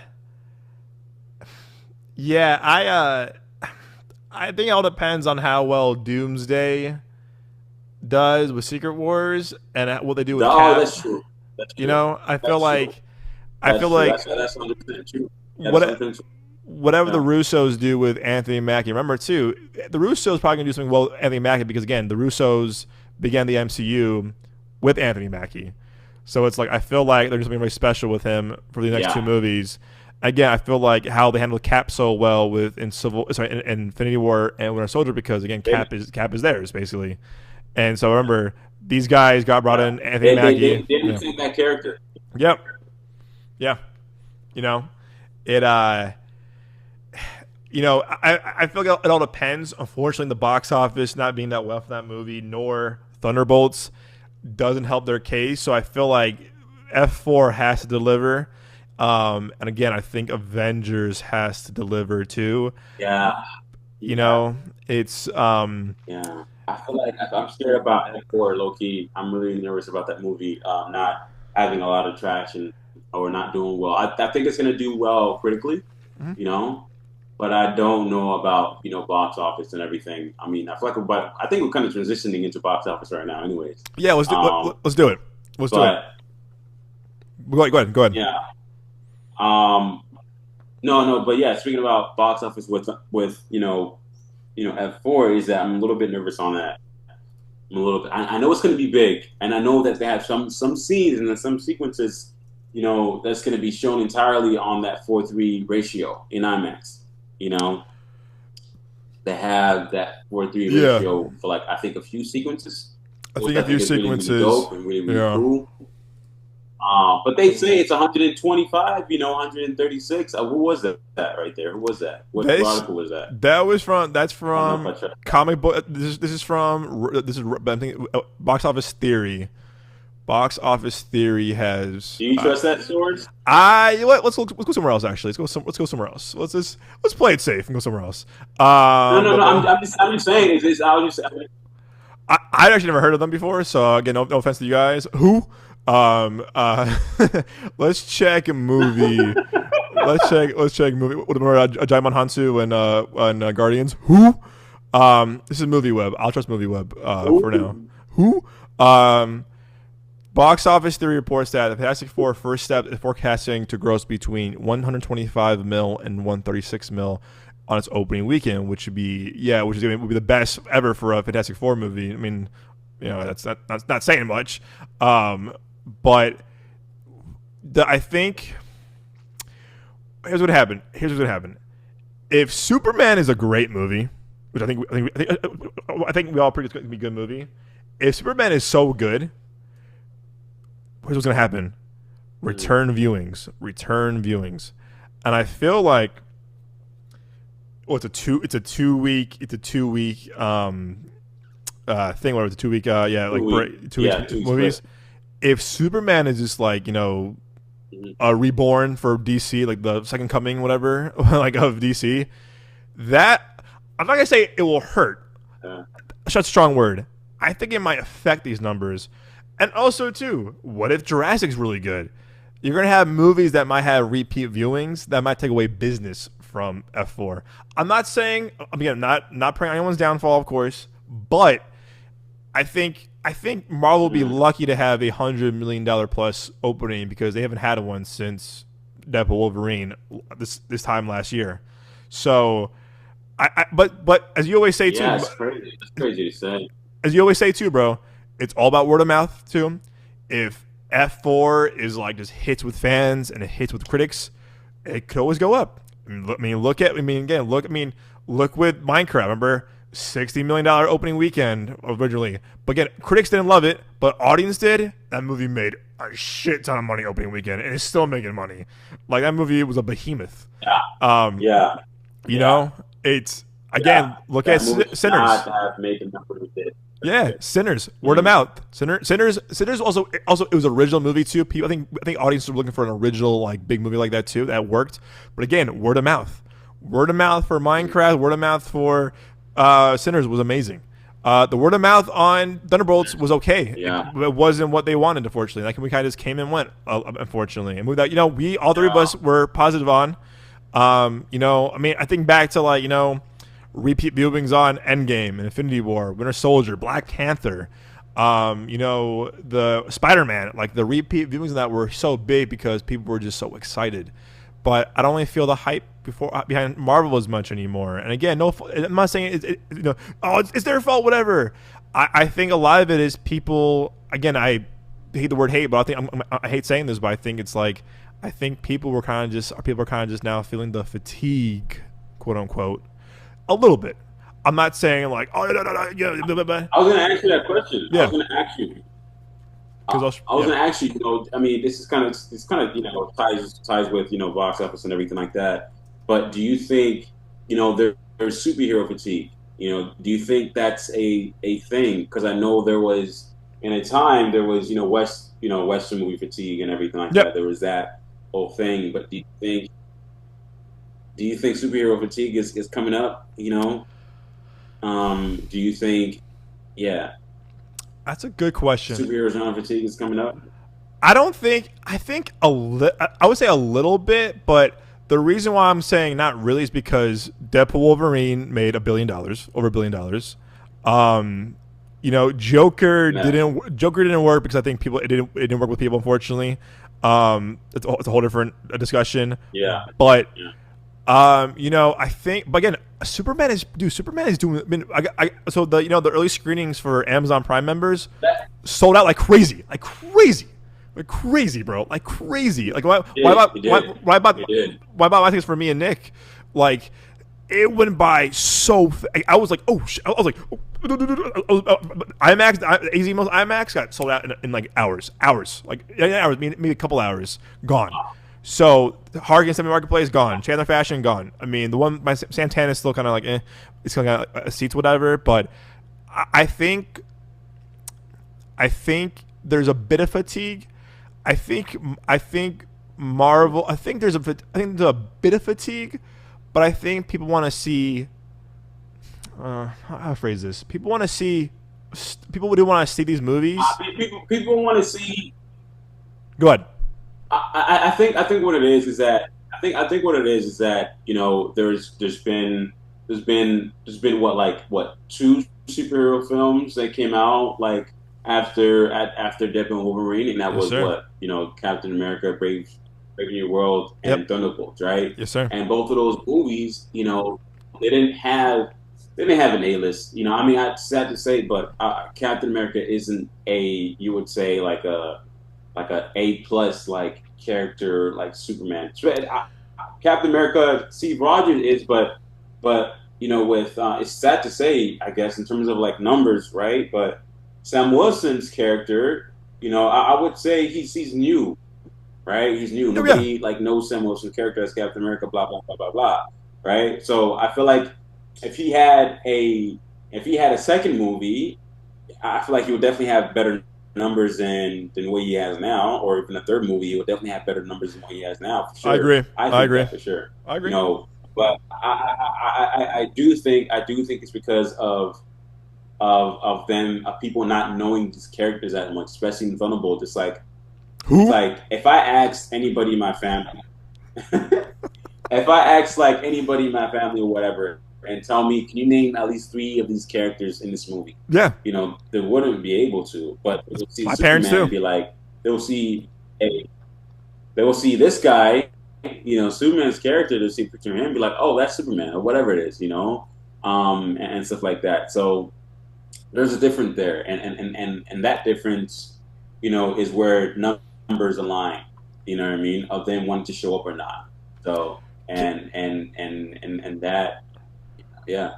And I'm with you on that. It's. I mean, you said it on the money, and I think we said it was so spot on. Was that not everyone watched Falcon Winter Soldier? Not everyone watched Black Widow. Not everyone watched, you know, all the other stuff. And again, people forgot who Ghost was. People forgot who Taskmaster was. You know, people forgot all these characters. Like who? Again, not everyone saw Black Widow did good, but it wasn't like, you know, a behemoth, of course. So a lot of people were like, who are these C-list, you know, these C-list characters? Can I be honest with you? I'll be honest with you on this. Yeah, I think the big problem. I think what hurt Marvel and what hurt Star Wars is Disney Plus. I think Disney Plus, their shows, a little bit. Disney Plus, those shows were not. It was quantity over quality. They were putting out so much stuff to like you took away how they felt they were events. Like again, think about it. Again, college, bro. We were in college, man. Oh my god, dude, Black Panther opening night, we can't wait. Oh my god, Infinity War opening night, we can't wait. Endgame, bro. Oh my god, we can't wait. Like how it felt like an event. It felt like an event. How Sinners felt to me. Sinners felt like an event. Like we have not made again. No Way Home was an event. And I feel like we've lost that. Again, I have goosebumps thinking about that too.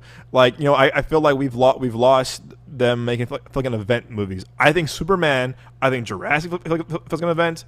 I think F1, not F4, F1 is an event film. Like we've taken away the event feeling. I cannot wait for that movie. I cannot wait, bro. Yeah, I feel like wait. I cannot wait for F1 because that movie. I feel like it's gonna shock a lot of when it comes down to how much the numbers. $1 billion, calling down. And what that movie's calling down. $1 billion. Bro. I wouldn't. If word of mouth is strong, it's gonna hit like at least like. Word of mouth is strong. It's gonna hit at least like 80. I mean, sorry, 800. You're right. 800. You're right. Because the problem too. 5 days later comes out Jurassic. That's what I'm saying. Wait, no.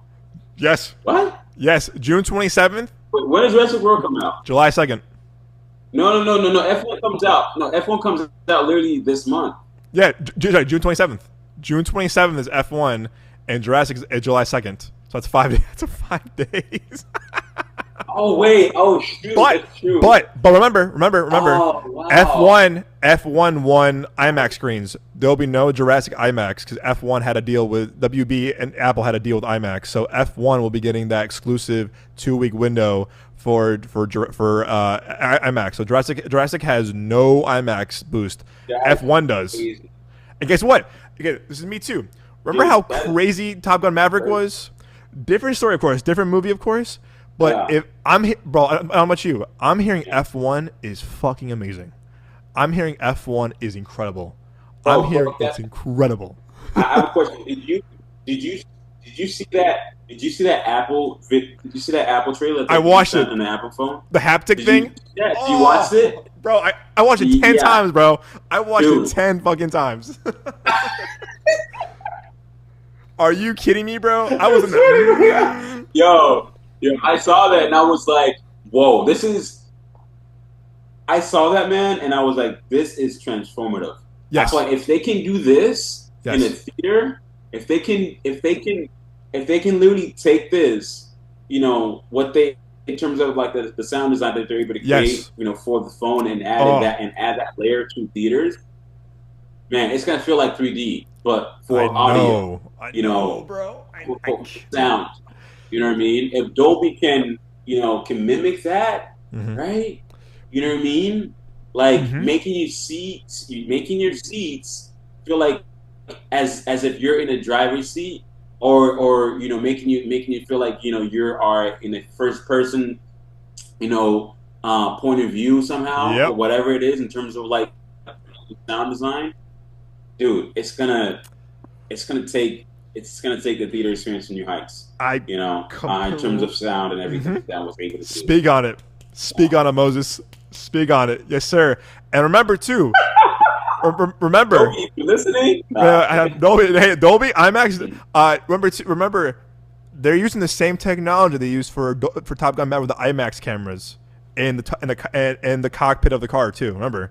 So Yeah, they're, exactly. Yeah, yeah, yeah, they're yeah, using the yeah. same Yeah. cameras and technology they used in Top Gun Maverick F1. And that if we all know how cool, again, if you saw that movie in IMAX, which I don't know about you, but I saw it in IMAX at Easy Mills. Again, it wasn't the full 143, but Oh yeah, um, of course. of course, remember how cool Of those course. shots were in IMAX in the cockpit when they're flying. You felt like you were in that plane with them. Oh, Just imagine that now with dude, Damson and Brad Pitt now in a fucking F1 car. Holy shit! I cannot wait, bro. I bro, cannot wait. bro, bro. You know what's crazy? I feel like when Apple releases that movie in their streaming platform, I feel like they're gonna add that layer to Oh, bro, could you imagine the to TV that. just Does that make sense? on the phone? Oh, could you imagine, bro? Your TV just You probably on the phone. You that'd know be what I mean? Probably crazy. not. Probably not the. That would be crazy. But I feel like That'd be that would be crazy. crazy. I feel like sound needs to enhance now. I feel like we're at a point where we need to we need to basically get sound to a not different level. I agree. You know what I mean? I agree. We Experience. we can speak on enhancing the visual experience as much as possible, but we Yep. need to enhance the sound experience too as well. Somehow in some way. And I feel like one of the way we can do that is by this technique that Apple was able to create. You know, and if we can basically transfer that style into actual theaters, into actual seats, Yep. and have that layer in there somehow, I feel like it's going to change things. I feel like it's going to change things. And I agree. bro, we should just pitch this. I know, bro. What? Uh, No one's listening to us. Guys, come on. Come on. Help us. Help us. Help you. Help us.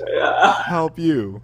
Help us, Help help you. you. Yeah. I can't wait for this movie, There's bro. probably somebody listening right now that's probably going to take it. Bro, I cannot wait. I cannot wait for F1. But man, I did that haptic trailer. I'm so glad you brought it up, man, because I watched that shit, bro.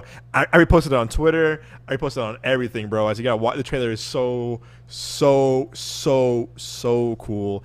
Listen, I might say this Yeah. might be my, like, again, I'm looking forward to Superman, F4, and a few other movies, but like this movie, Weapons I'm really hyped for too, but that's the point. But like in terms of kind of like the big event movies, I've been so hyped for this movie for the Yeah. past year and a half. I'm like, holy shit. I think Kaczynski's a great director who did Top Gun Dude, Maverick. I've been hyped Oh, for this movie. I can't wait. Yeah, I would say I am more hyped for this movie. It goes Sinners was like top, you know what I mean? Yep. And now it's this. I can't believe I'm going to say it. It's going to be, I'm more excited for this movie than I am for a Marvel movie, I'm too. or a Superman movie. Again, bro. Crazy for me to say that. An You know original. what I mean? Look at that. 2 original movies out there. Sinners, F1. I guess F1 is a brand, but it's an original story. It's an original story. That's 2 It's an original. original. It is. Yeah. It's an Yeah, original story. it is. It is an original story. It's not really based on. It's not really based on like any book or novel Nope. or article or anything like that. You know what I mean? It's That's crazy. I can't That's wait. crazy. I can't, bro. Yeah. I cannot wait, bro, for this movie. Yeah. I'm so hyped for Yeah. this I'm movie. excited. I'm so hyped for this movie, man. I cannot wait. I'm gonna be there, man. Theater at the City Walk is gonna be great. I'm super I, excited. And going back to the numbers now, going back to the numbers game, I know I probably gotta, step out in probably yeah, probably let's like 9:05, 9:10. all right. Let's go back. Let's go back. Let's end on this. Real quick. So again, Ballerina, you liked it. I think we all positive scores on it. I'll end on this too. I think if Ballerina to me is, I think, a great addition to the franchise. I think if you're a fan of John Wick in the movies, you're gonna love this movie a lot. Again, I don't think it's as good as the first 4 movies, but I still think it's a very worthy entry in the John Wick franchise. But yes. what would you 2 things real quick before we do numbers went on this too? What would you rate it, and how would you rank it? I would go. You know what's crazy? I would probably go first John Wick, third John Wick. Okay. With Halle Berry and everything. Yeah. Because I really enjoyed that movie. So it was good. Dope. At the desert and everything like that. It was really, really So cool. good. So yeah, first John Wick, third John Wick, second John Wick. And then.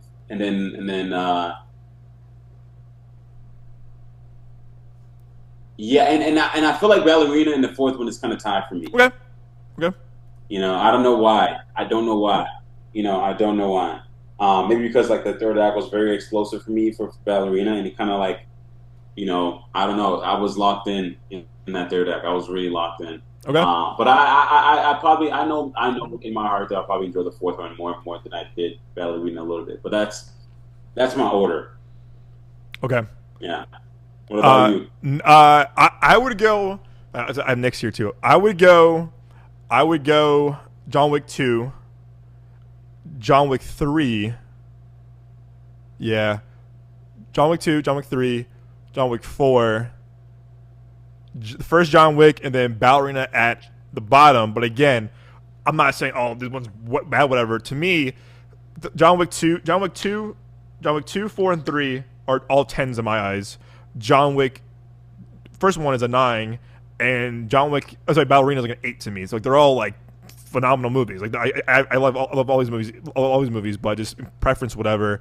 John Wick 2, again, I have a personal reason why I like that movie a lot too. But John Wick 2, 3, then 4, first John Wick, then Ballerina, and then Nick goes John Wick 3, John Wick 2, John Wick 4, Ballerina, and then the first John Wick. And Nick said, but please mention that they're all very close, though, LOL, which is like, yeah, it's again, they're all quality movies. They're not like, oh, this one's so bad, bro. Oh shit, like, they're all like very like consistent, which is very rare, which is very rare for a franchise in general. I want to show this real quick too for the audience. They're just entertaining, bro. They're just entertaining as hell. So much fun, I think bro. that's the reason why they're just super entertaining. Super entertaining. So. And what you said too about the action. You said this is the kind of action that you want to see. This action that you like and you are attracted to, because this action is what's working. This action is like, it's fresh, it's good, it's in your face, it's practical. Also, it's stylized, but in the best possible way. It's not like punch, and kind of like cut scene whatever. Like this is it's very stylized. It's very, very stylized. It really is super, super stylized. You know what I mean? Yes. And this is the type of action that I hope that if a superhero uses combat a lot, you hope that they use this type of action in terms of choreography a little bit more. You know what I mean? Yep. Because in Captain America, 2 and everything like that, it's like the very opening, bro. Yeah. Of him being in that boat. Could have been way cooler. Like, every single person that he fights is like he does it with one knockout. Yeah. Which is amazing, which is great. Oh yeah. Oh my god, one yeah, bro. And that's it. It's so good. It's so good. Super amazing. Yeah. Bro, the bridge fight. The bridge fight in Winter Soldier is top tier action scenes of all time. The elevator sequence is top tier. Yeah. Bring that back to Marvel. Bring that back. Not this, fucking, Power Rangers. Oh, like, come on, man. Like, it's like, come on, man. We know that. But even the action in Infinity War and Endgame, the action that is great. The action that is fantastic. It's like, come on, guys. Man. Before we end the show, do our numbers on the of Ballerina quick. I have this from Best Buy, really cool. You can find them. It's hard to find now, but this is from Best Buy when Best Buy was still selling movies. This is the book from the third movie. Remember in the third movie, he goes to the library, gets the coins. To our video audience. It's cool. So the book that goes before he asks the tall guy in the library, and has with all the coins, and then like it's pretty cool, right? And it's cool too. Like in the front, it's an actual book with pages, which is really cool. So you can see the pages to it, and then like it's That's really there's a detail on this, bro. Like actual pages and everything, and then inside is all the movies. Like, I took them out for a purpose, whatever. But all three movies. Word, damn. And what's really cool is that, like, there's like 3 still in there, but like I'm watching them right now. So here's 1, here's 2, and it was really cool. They had the picture of him and the dog that started it all, and a picture of him and his wife, which is really cool. Which is like Lionsgate, man. Lionsgate put so much detail in their. I feel like they do put a lot of detail in their merch. They do a lot of detail in their merch, in their so good. In their DVD and everything. They do a lot of detail. I feel like they're very. They kind of go hand in hand with A24, but I feel like Lionsgate's a little bit higher because A24 kind of puts a lot of attention to detail too as well. But that's a really, really cool. That's really dope. Bro. Isn't that cool, man? That's really dope. You know what's funny? I thought you were about to pull out like. I thought it was gonna be like a gun case for a second. Oh, bro, no, like, that'd be crazy. No, sir, not here, not here, my man. Look, this is a John Wick. That's hilarious. His gun again. But I don't have any guns, but like the gun he has is really cool. That is really cool. No, it's really cool. It's really cool. So it's really cool. It's really cool to have again Best Buy. I miss when Best Buy actually sold movies. They don't sell movies anymore. Cowards. I miss when they sold movies like that. All right, so box office watch real quick before we head out. It opened up to 25 mil opening weekend, which to me, again, to your point, you're right. The first John Wick is the lowest opening to. And again, you're right, and that's facts. Yeah. However, I think what also too is that obviously with John Wick, the first one was this was before streaming. This was right, this is like word of mouth. This was when word of mouth was kind of like big for that movie. Again, it also made a lot of money back on. Again, for a low budget movie, it made its money back. Also, DVD and Blu-ray at the time was a huge hit. Ballerina was looking at a 35 to 40 mil opening week, which is pretty good, which would be great. John Wick 2 had a 30. Actually, hold on. Let me pull it real quick. John Wick. Hanwerk. Hold up. I can't even spell today. John Wick. Oh my God. John Wick opening weekend franchise. Okay, here we go. Here we go. Dude, I missed the old box office mojo. That was cooler. All right, John Wick 1. First one was 14. Yeah, I know, bro. Me too, man. This new one has kind of ruined it. 14.4 mil. The first one. John Wick 2 made a 30 mil opening weekend, improved. John Wick 3, a huge opening weekend, $56.8 million. Again, these budgets weren't that big either. John Wick Chapter 4, 73.8 mil. And this is right when people were still kind of about COVID. It's like late 2022, early 2023. The box office wasn't back yet this time. Yeah. And 73 mil. I think they had a budget for like 100 mil. That's pretty good, Phil. And look, all these movies. I think they had a budget for like 100 mil. Yes, sir. Yeah. On the nose. Yeah. On the nose, man. And these movies made money. So Ballerina did 24 point whatever mil. Again, estimates had it at 35 to 40 mil plus, unfortunately. Let's see what the budget was exactly on Ballerina. Ballerina had a budget of, oof. No. We don't like that. 80 to 90 mil. Oof. Oh yeah. Oof. I mean, it's not over yet. The day's No, not it's over not. yet. So, and It's not. I think that this movie is probably going to do better on digital. I It's think going so. to do better on digital I think so overall. too. I think it's going to do better on digital. And people sometimes, I hate always saying this, but I hope people realize that, you know, like studios also make money digitally. You know, they That's also true. make money digitally. That is Just true. because it doesn't automatically do well at the box office doesn't mean I that agree. they stop making money. You know what I mean?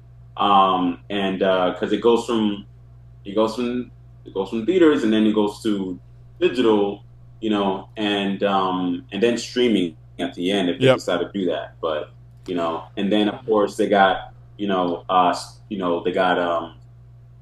they got what is it? What is it called? It's WAG. It's merchandise basically. Yeah. To sell to as well they sell and everything. So I, there's that. But if they're we'll see if they decide to do a second one. If they don't understand one, I will know one because of the number by it not doing so well. But I do know that it did good. I mean, he had like a 70, right? He had like a 70 or 60, 65, or am I exactly sure on Rotten Tomatoes? Am I wrong? it had a when we saw it, it debuted at like an 80. When we saw the screening, it was like an 87. So 76 is pretty good, and 93 is great. Yes, This is great. That's pretty good. That's great. Yeah, it's And great. all That's the great. the whole John Wick franchise, they all have great reviews. Look, I feel like Chapter 4. Reviews. Look, Yeah. great reviews. Great reviews. Yeah, look at that. Great It's reviews. crazy.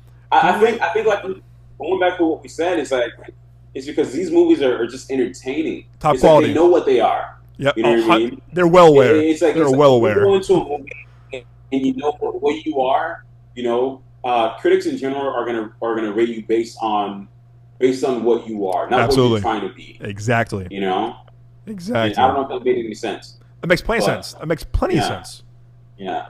Okay, so I'll ask you this, and in your humble honest opinion, why do you think it didn't connect with audiences? Or it didn't do the numbers that they wanted it to? It's because, like I said, it's like when you bring in a character that's fresh in you. You know what I mean? Just because it's from John Wick universe doesn't technically matter.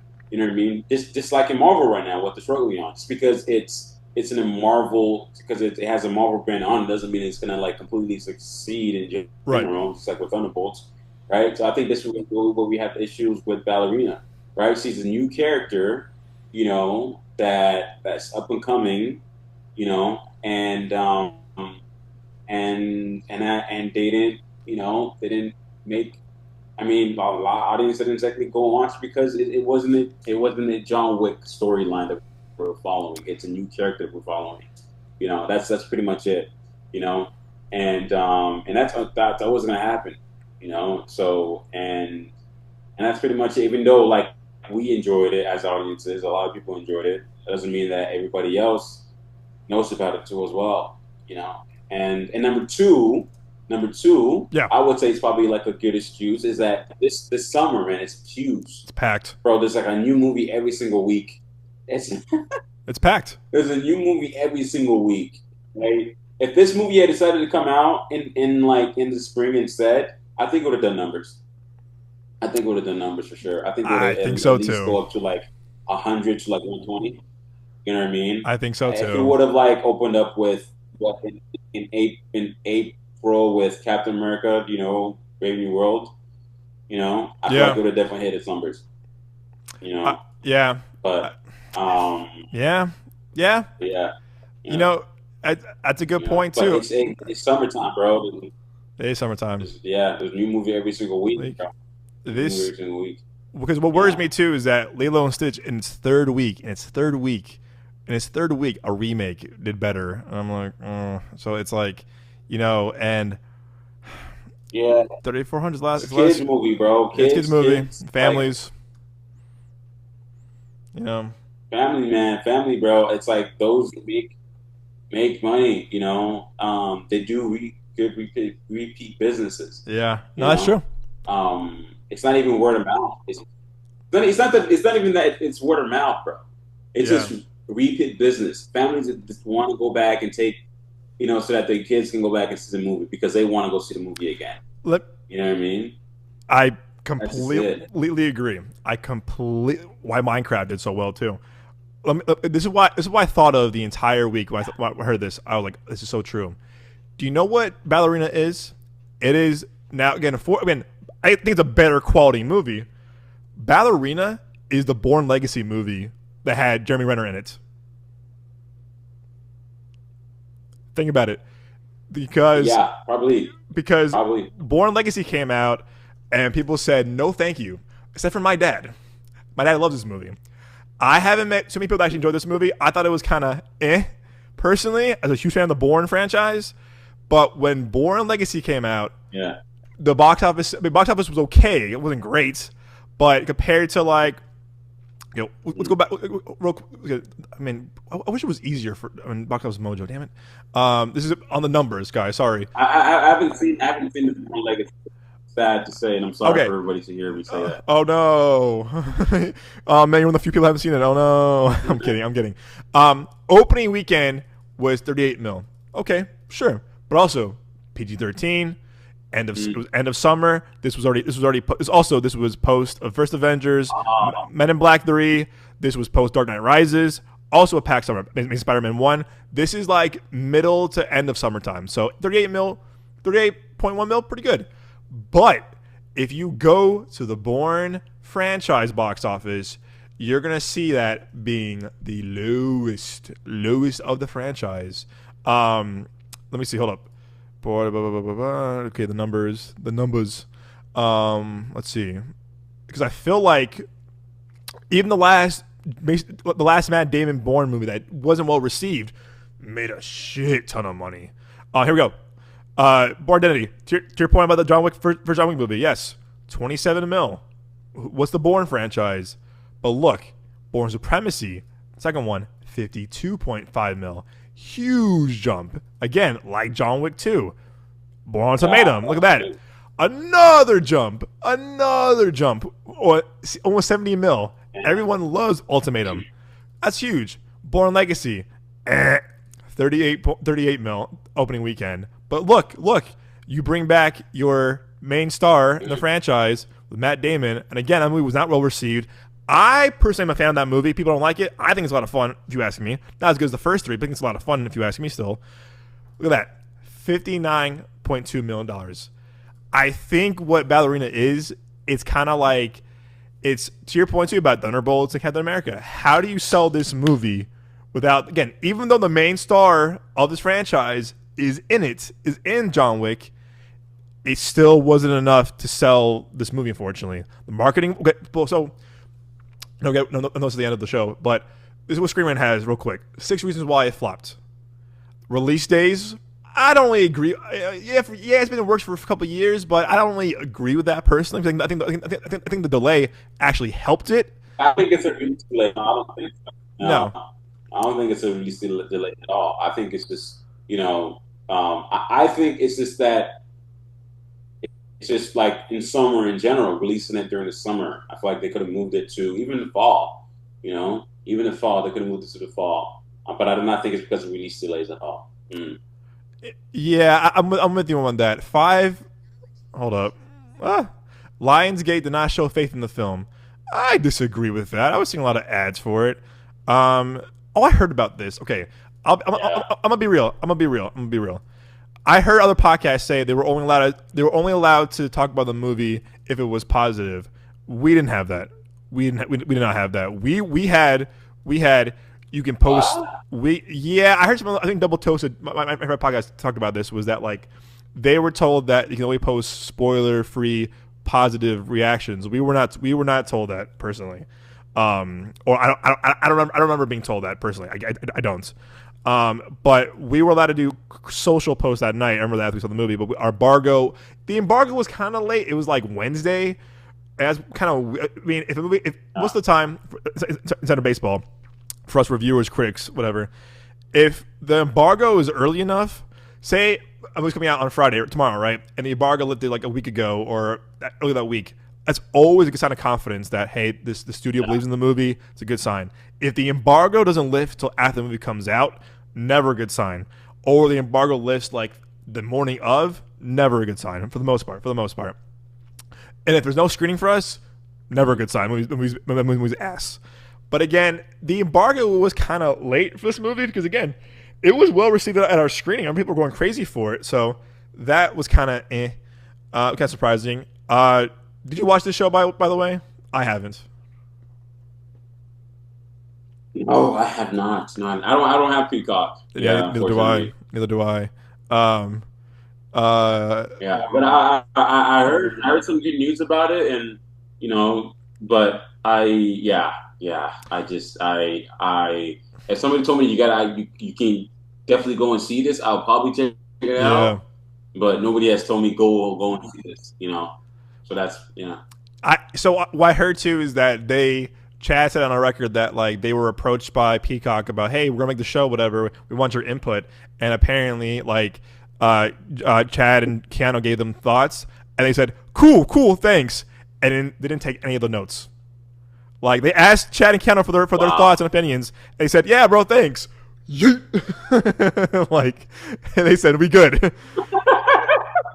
Okay, we talked about Len Wiseman. Len Wiseman. Yeah, but no, I mean, again, who? Again, like if I'm sorry, except for us, the people who are inside baseball. No offense, Len Wiseman, but no one knows who the hell you are. I'm sorry. The average movie-going fan does not know who Len Wiseman was. This could be made by, again, I feel like to your point earlier too, if we ask someone, hey, do you know, again, who's not part of our circle, part of the inside baseball, hey, who was Chad Stahelski? They're going to be like, who?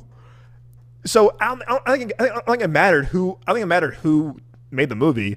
What's funny? I don't think it's I don't think it mattered who made the movie. No, not at all. If I'm being honest with you, I agree. I don't think it mattered at all. It's just that I think it mattered that if the movie, was entertaining and it had what it had. That's pretty much it. If he told me like, okay, this guy directed the movie and everything like that, but the action wasn't that good at all, then the action wasn't good at all. Like and there goes that issue, right? Not because the guy has a name or not, because it just didn't held up to its potential that it was hoping for. You know what I mean? That's pretty much it. I agree. But Chad realizing that okay, we definitely need more action scenes in this movie. Blah blah blah blah blah blah. Let me go ahead and help you out. Let me be the second unit director for this movie for you. Like now this guy who directed, the Underworld universe has a look, kind of has some like umph into his name because of how well it's doing critically. Yep, audience, I guess. But yeah, man, yeah. So but it does matter that that Chad's name is attached to the film. But yeah, when it comes down to filmmakers that are new or not even, I would say like unknown, their name doesn't really matter. Not doesn't really matter, but unless it's not it's a selling really point, good, then it does matter. But not a selling point. Like someone like him, not a selling point. Not a selling point. Tarantino, Coogler, Jordan Peele, Nolan, Spielberg, sort of, but like right now. Nolan, Tarantino, Denis Villeneuve, Coogler, and Jordan Peele are the guys that are like, hey, they sell a movie off of the director name alone, and we're in a short bubble now of certain directors. That's it. I feel like, yeah, I feel like that's those are the names. Edgar Wright, maybe. Spielberg and Edgar Wright, yeah. Yeah, I feel like Edgar Wright. I mean, what was the last movie he released? Soho. Great movie. Was it Baby Driver? No, it was Last Night in Soho. Oh, so Great movie. I thought it was. I didn't think it was great. It didn't do well. It didn't do well. Good, but it was good. It didn't do I well. thought it was good. Yeah, I mean, he has a new movie coming out, right? With James Powell. Oh, bro, I can't wait for that, bro.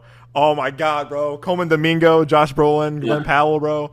I cannot wait for that movie, bro. On my birthday too. Thank you. Coming out this fall. On my birthday, November 21st. Oh yeah, it is this fall. Yeah. Let's go, baby. I'm so excited. I'm so excited for that movie. Yeah. I'm so hyped for that movie. I'm so hyped. It's crazy. Sorry. You were saying though about director's name though, like this not being an issue. You think? Yeah, no. I don't think it's like an issue at all. You know what I mean? It's just like just do a good job making a movie. I agree. That's what's important. I agree. And then your name is going to be you're synonymous. You know, you're gonna have a better chance of coming back again. I agree. You know, but if your name is known already, you know, you already have a high chance of like getting people in seats. Yep. You know. Yep. That's pretty much it. So that's pretty much it. But yeah. Do you real quick? We'll see, man. We'll see if they decide to make a second one. But I agree. Do you think Mission Impossible had a reason in that? I don't think so. It's on Screen Rant, by the way. No. It's on Screen Rant. I don't believe this. No. Yeah. I don't think you know Mission Impossible had a fallout. Nicely done. Nicely done. Nicely done. He's here all week, folks. He's here all week. You're every day on Saturday night. No, I'm joking. But no, I do think, like we talked about again, number this movie where Mission Impossible is the budget. The budget hurt the movie. We gotta say it. The budget hurt the movie because I don't know what the budget is, but I know it's high. You know, and number two, I think that, like we talked about again, the summer is hot with movies. Yeah, the summer's just hot. Like we got High Train Dragon that's already out right now. You know, it's Thursday. It's playing right now.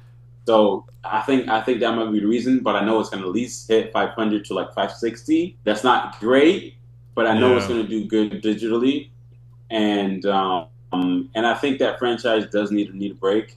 You know, that Mission Impossible franchise does need a break overall. So. I agree. Yeah. What do you think it's gonna like land at when it comes down to the box office? It's at 450 right now, I think. Yeah, I think maybe 550, 575, which I know is not gonna be what they. Yeah, 450 mils. No, sorry, 400 mils absurd. Again, and that's before marketing and distribution and all that kind of stuff. I'm gonna say. What's right? You see, it's at 400 right now. I think it's gonna be. Yeah, I think you're right. I think maybe. You're right. Digital wise, for sure, it's gonna be huge. Paramount Plus is gonna have huge numbers. I would say it's still in theaters, so maybe I think maybe up until F1, I would say maybe like 600, maybe 600. Maybe ballparking, maybe 600. But again, I think a little generous. It can definitely. I feel like it could definitely sort of float around those numbers and everything like that. 600 maybe. I would say like 580. 580, yeah. You know, like at the most. Because I mean, we're already about to Dragon. Hit, you know, yeah. And then next week we got F1. That's literally next week. You know. Yeah. 2 weeks. Yeah, Next week is 28 years later. Next week, 2 weeks F1. 27th. Yeah. Wait, when F1 is 27th. 26, right? Yep, 26. Yep, yes, sir. 26. 27. Yes. Excuse me. You're right. You got it. 26. Okay. Yep. Okay. So obviously F1 release date because next week is 28 years later, which again kind of flying under the radar. Apparently, 27th is F1. Yeah, that's what I'm saying. It has like a little under weather. It's a little bit under weather. Yeah. Someone on Twitter. Someone on Twitter was saying, or someone I saw on Twitter was like raving about it. Not raving about it. He was like, I can't wait to talk about this movie. I was like, oh wow, I heard it's really good too. So I'm hearing good things about it. And then again, you got Megan 2 also on the 27th, and then Jurassic Rebirth is July 2nd. So then you're right. Then we're and the week after that is Superman, and the week after that is really nothing until F4. So yeah, man. Okay, and then we'll end on this, and we'll call it a night. They said the reason number one was because John Wick died, and John Wick died, and this flashback didn't feel essential. What I agree with is that in the marketing, they didn't really put again. A lot of us knew already. Some of us knew it was like, oh, it takes place in between 3 and 4 because where he died, because the scene of the ballerina stuff. But again, I don't think the marketing didn't indicate of like when this takes place. So I think if you're like a average movie fan, you're like, hey, wait, John Wick died in the 4th one. Sorry, spoilers. It's been 2 years. John Wick died in the 4th one. Why is he back already? I don't think the marketing indicated that. Like, this is between 3 and 4. We knew that already, of course. But again, to your point, the average moviegoer is like, he's still alive. I thought he died. I thought he dead. It's like, it's like, I don't know. And I feel like you can kind of use that excuse. That's a excuse, but it's the same thing with Widow, right? Right. The game, right, when she died. And agree, in the 100%. game, and then she came back Black Widow, and people were like, "Wait, she came back? I thought she died." But not real. But realizing that it's actually like before Endgame, and stuff like that. But yeah, I literally only probably like believe 2 out of the 5 things or whatever, how many numbers we just looked at. I'm with you on that. We looked at Streamer just now. I'm with you on that. Yeah, because I'm just like, false. I don't think, I don't think. Wrong. Do they even know the franchise, bro? Yeah, man. Do they even know movie business? Can you even wick, bro? Do you even wick? Get the hell out of here. Do you even wick, bro? Yeah, man. Do you even know what ballerina is? The dance? No. Yeah, can you even dance, bro? Get the hell out of here. Get the hell out of here. Take a hike. But nah, man. Yeah, I'm excited for. I'm excited. To hear what you talk about next week. Overall, yes, sir. I hope you enjoy. How to Train Your Dragon, and we also that's all I gotta say. If you want to see, if you beat us to it, I'm gonna I might. It kind of depends. We have time before the show. I know Nick wants to see it too. Maybe I might wait for him. I'll ask him if you want to see 28 years before us. By all means, go ahead. I'm gonna. I feel like if he can see it. I'm gonna wait. I'm gonna wait to review with you guys. I don't want to see it before you. I don't want to I'm just gonna wait. Hey, we do it all the time, man. As you should. I don't think. Let me check. I'm gonna see if there's a fan screening because we don't work with Sony. Not yet. Let me check. Not yet. Yes. One day, manifesting it. There's a fan screening for there's a fan screening for Elio, the Pixar one. There is a fan screening for F1, but Tuesday night I have my cornhole league, and then we're seeing Megan 2 in 2 weeks. That's gonna be fun. That's gonna be an experience. Can't say good or bad. We'll see. That's in 2 weeks, and then we got Jurassic in a few weeks, and then I think AMC has a screening of F1 for fans the 25th. Oh, man, I'm gonna look up real quick. Hold up. Yeah, because I know that my Regal by me had a fan screening. I mean, we're unlimited, so we just show up, whatever. But I know there was a fan screening for Dragon last night, but I didn't make it because I was seeing another movie at the time. And then let me see, 25th. Hey, there's a screening there's a fan screening for you at your Regal that you can go to with your pass. Oh, is there? On the 25th. Yeah. Oh yeah. On what day? On the 25th, June 25th, What day is that? Wednesday.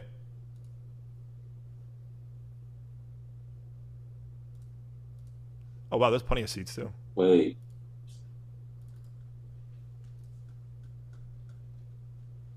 Wait, Yeah. what's coming out next week on Friday? Next Friday is 28 years later. Oh, 28 years later. Okay. There you go. Yeah, I'll send you the link right now. Actually. Okay, got it. Yeah, you're right.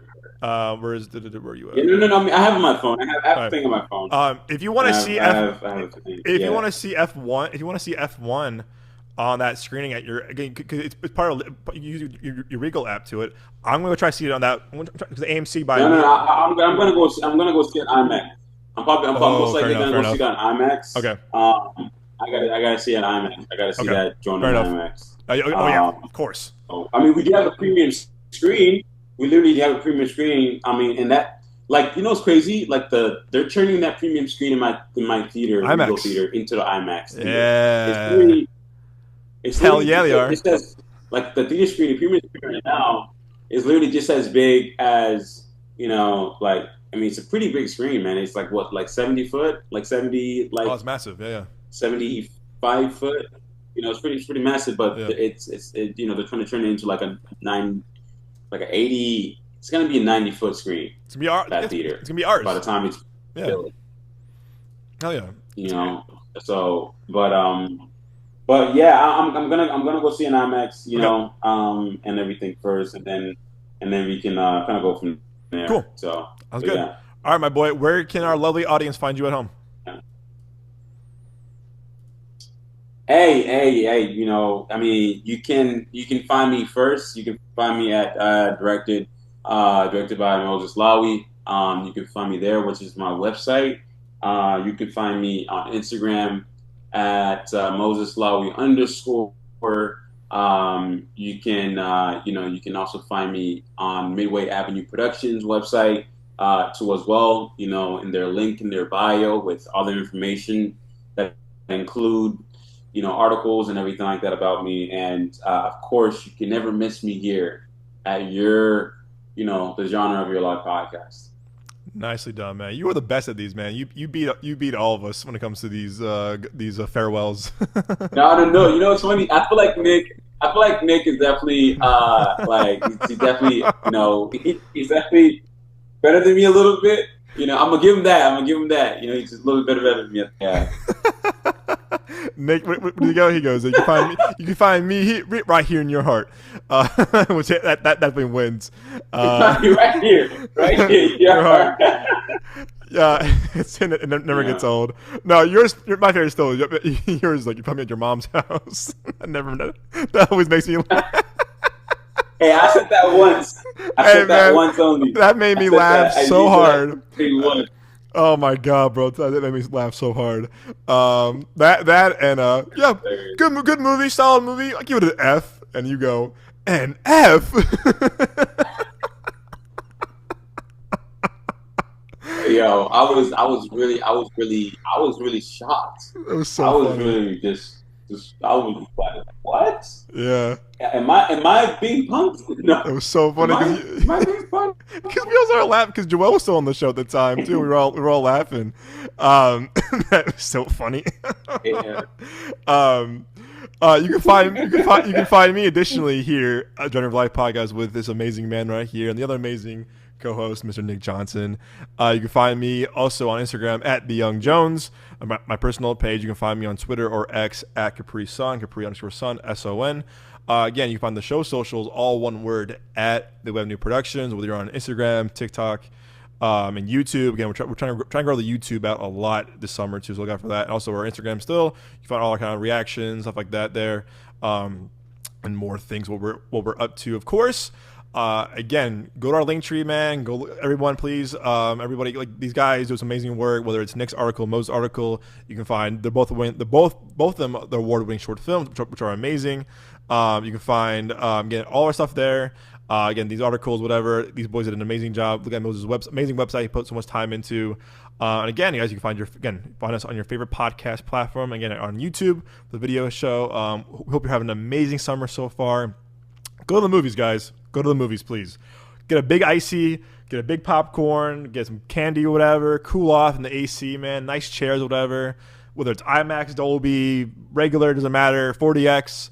Go to the movies, man. It's a good summer movie. I think we are legit. When we say the movies are back, the movies are back. I think this is going to be, as Mo said earlier too, we covered as well. This has been really an amazing start to the summer so far, because compared to the last couple summers, if you ask me.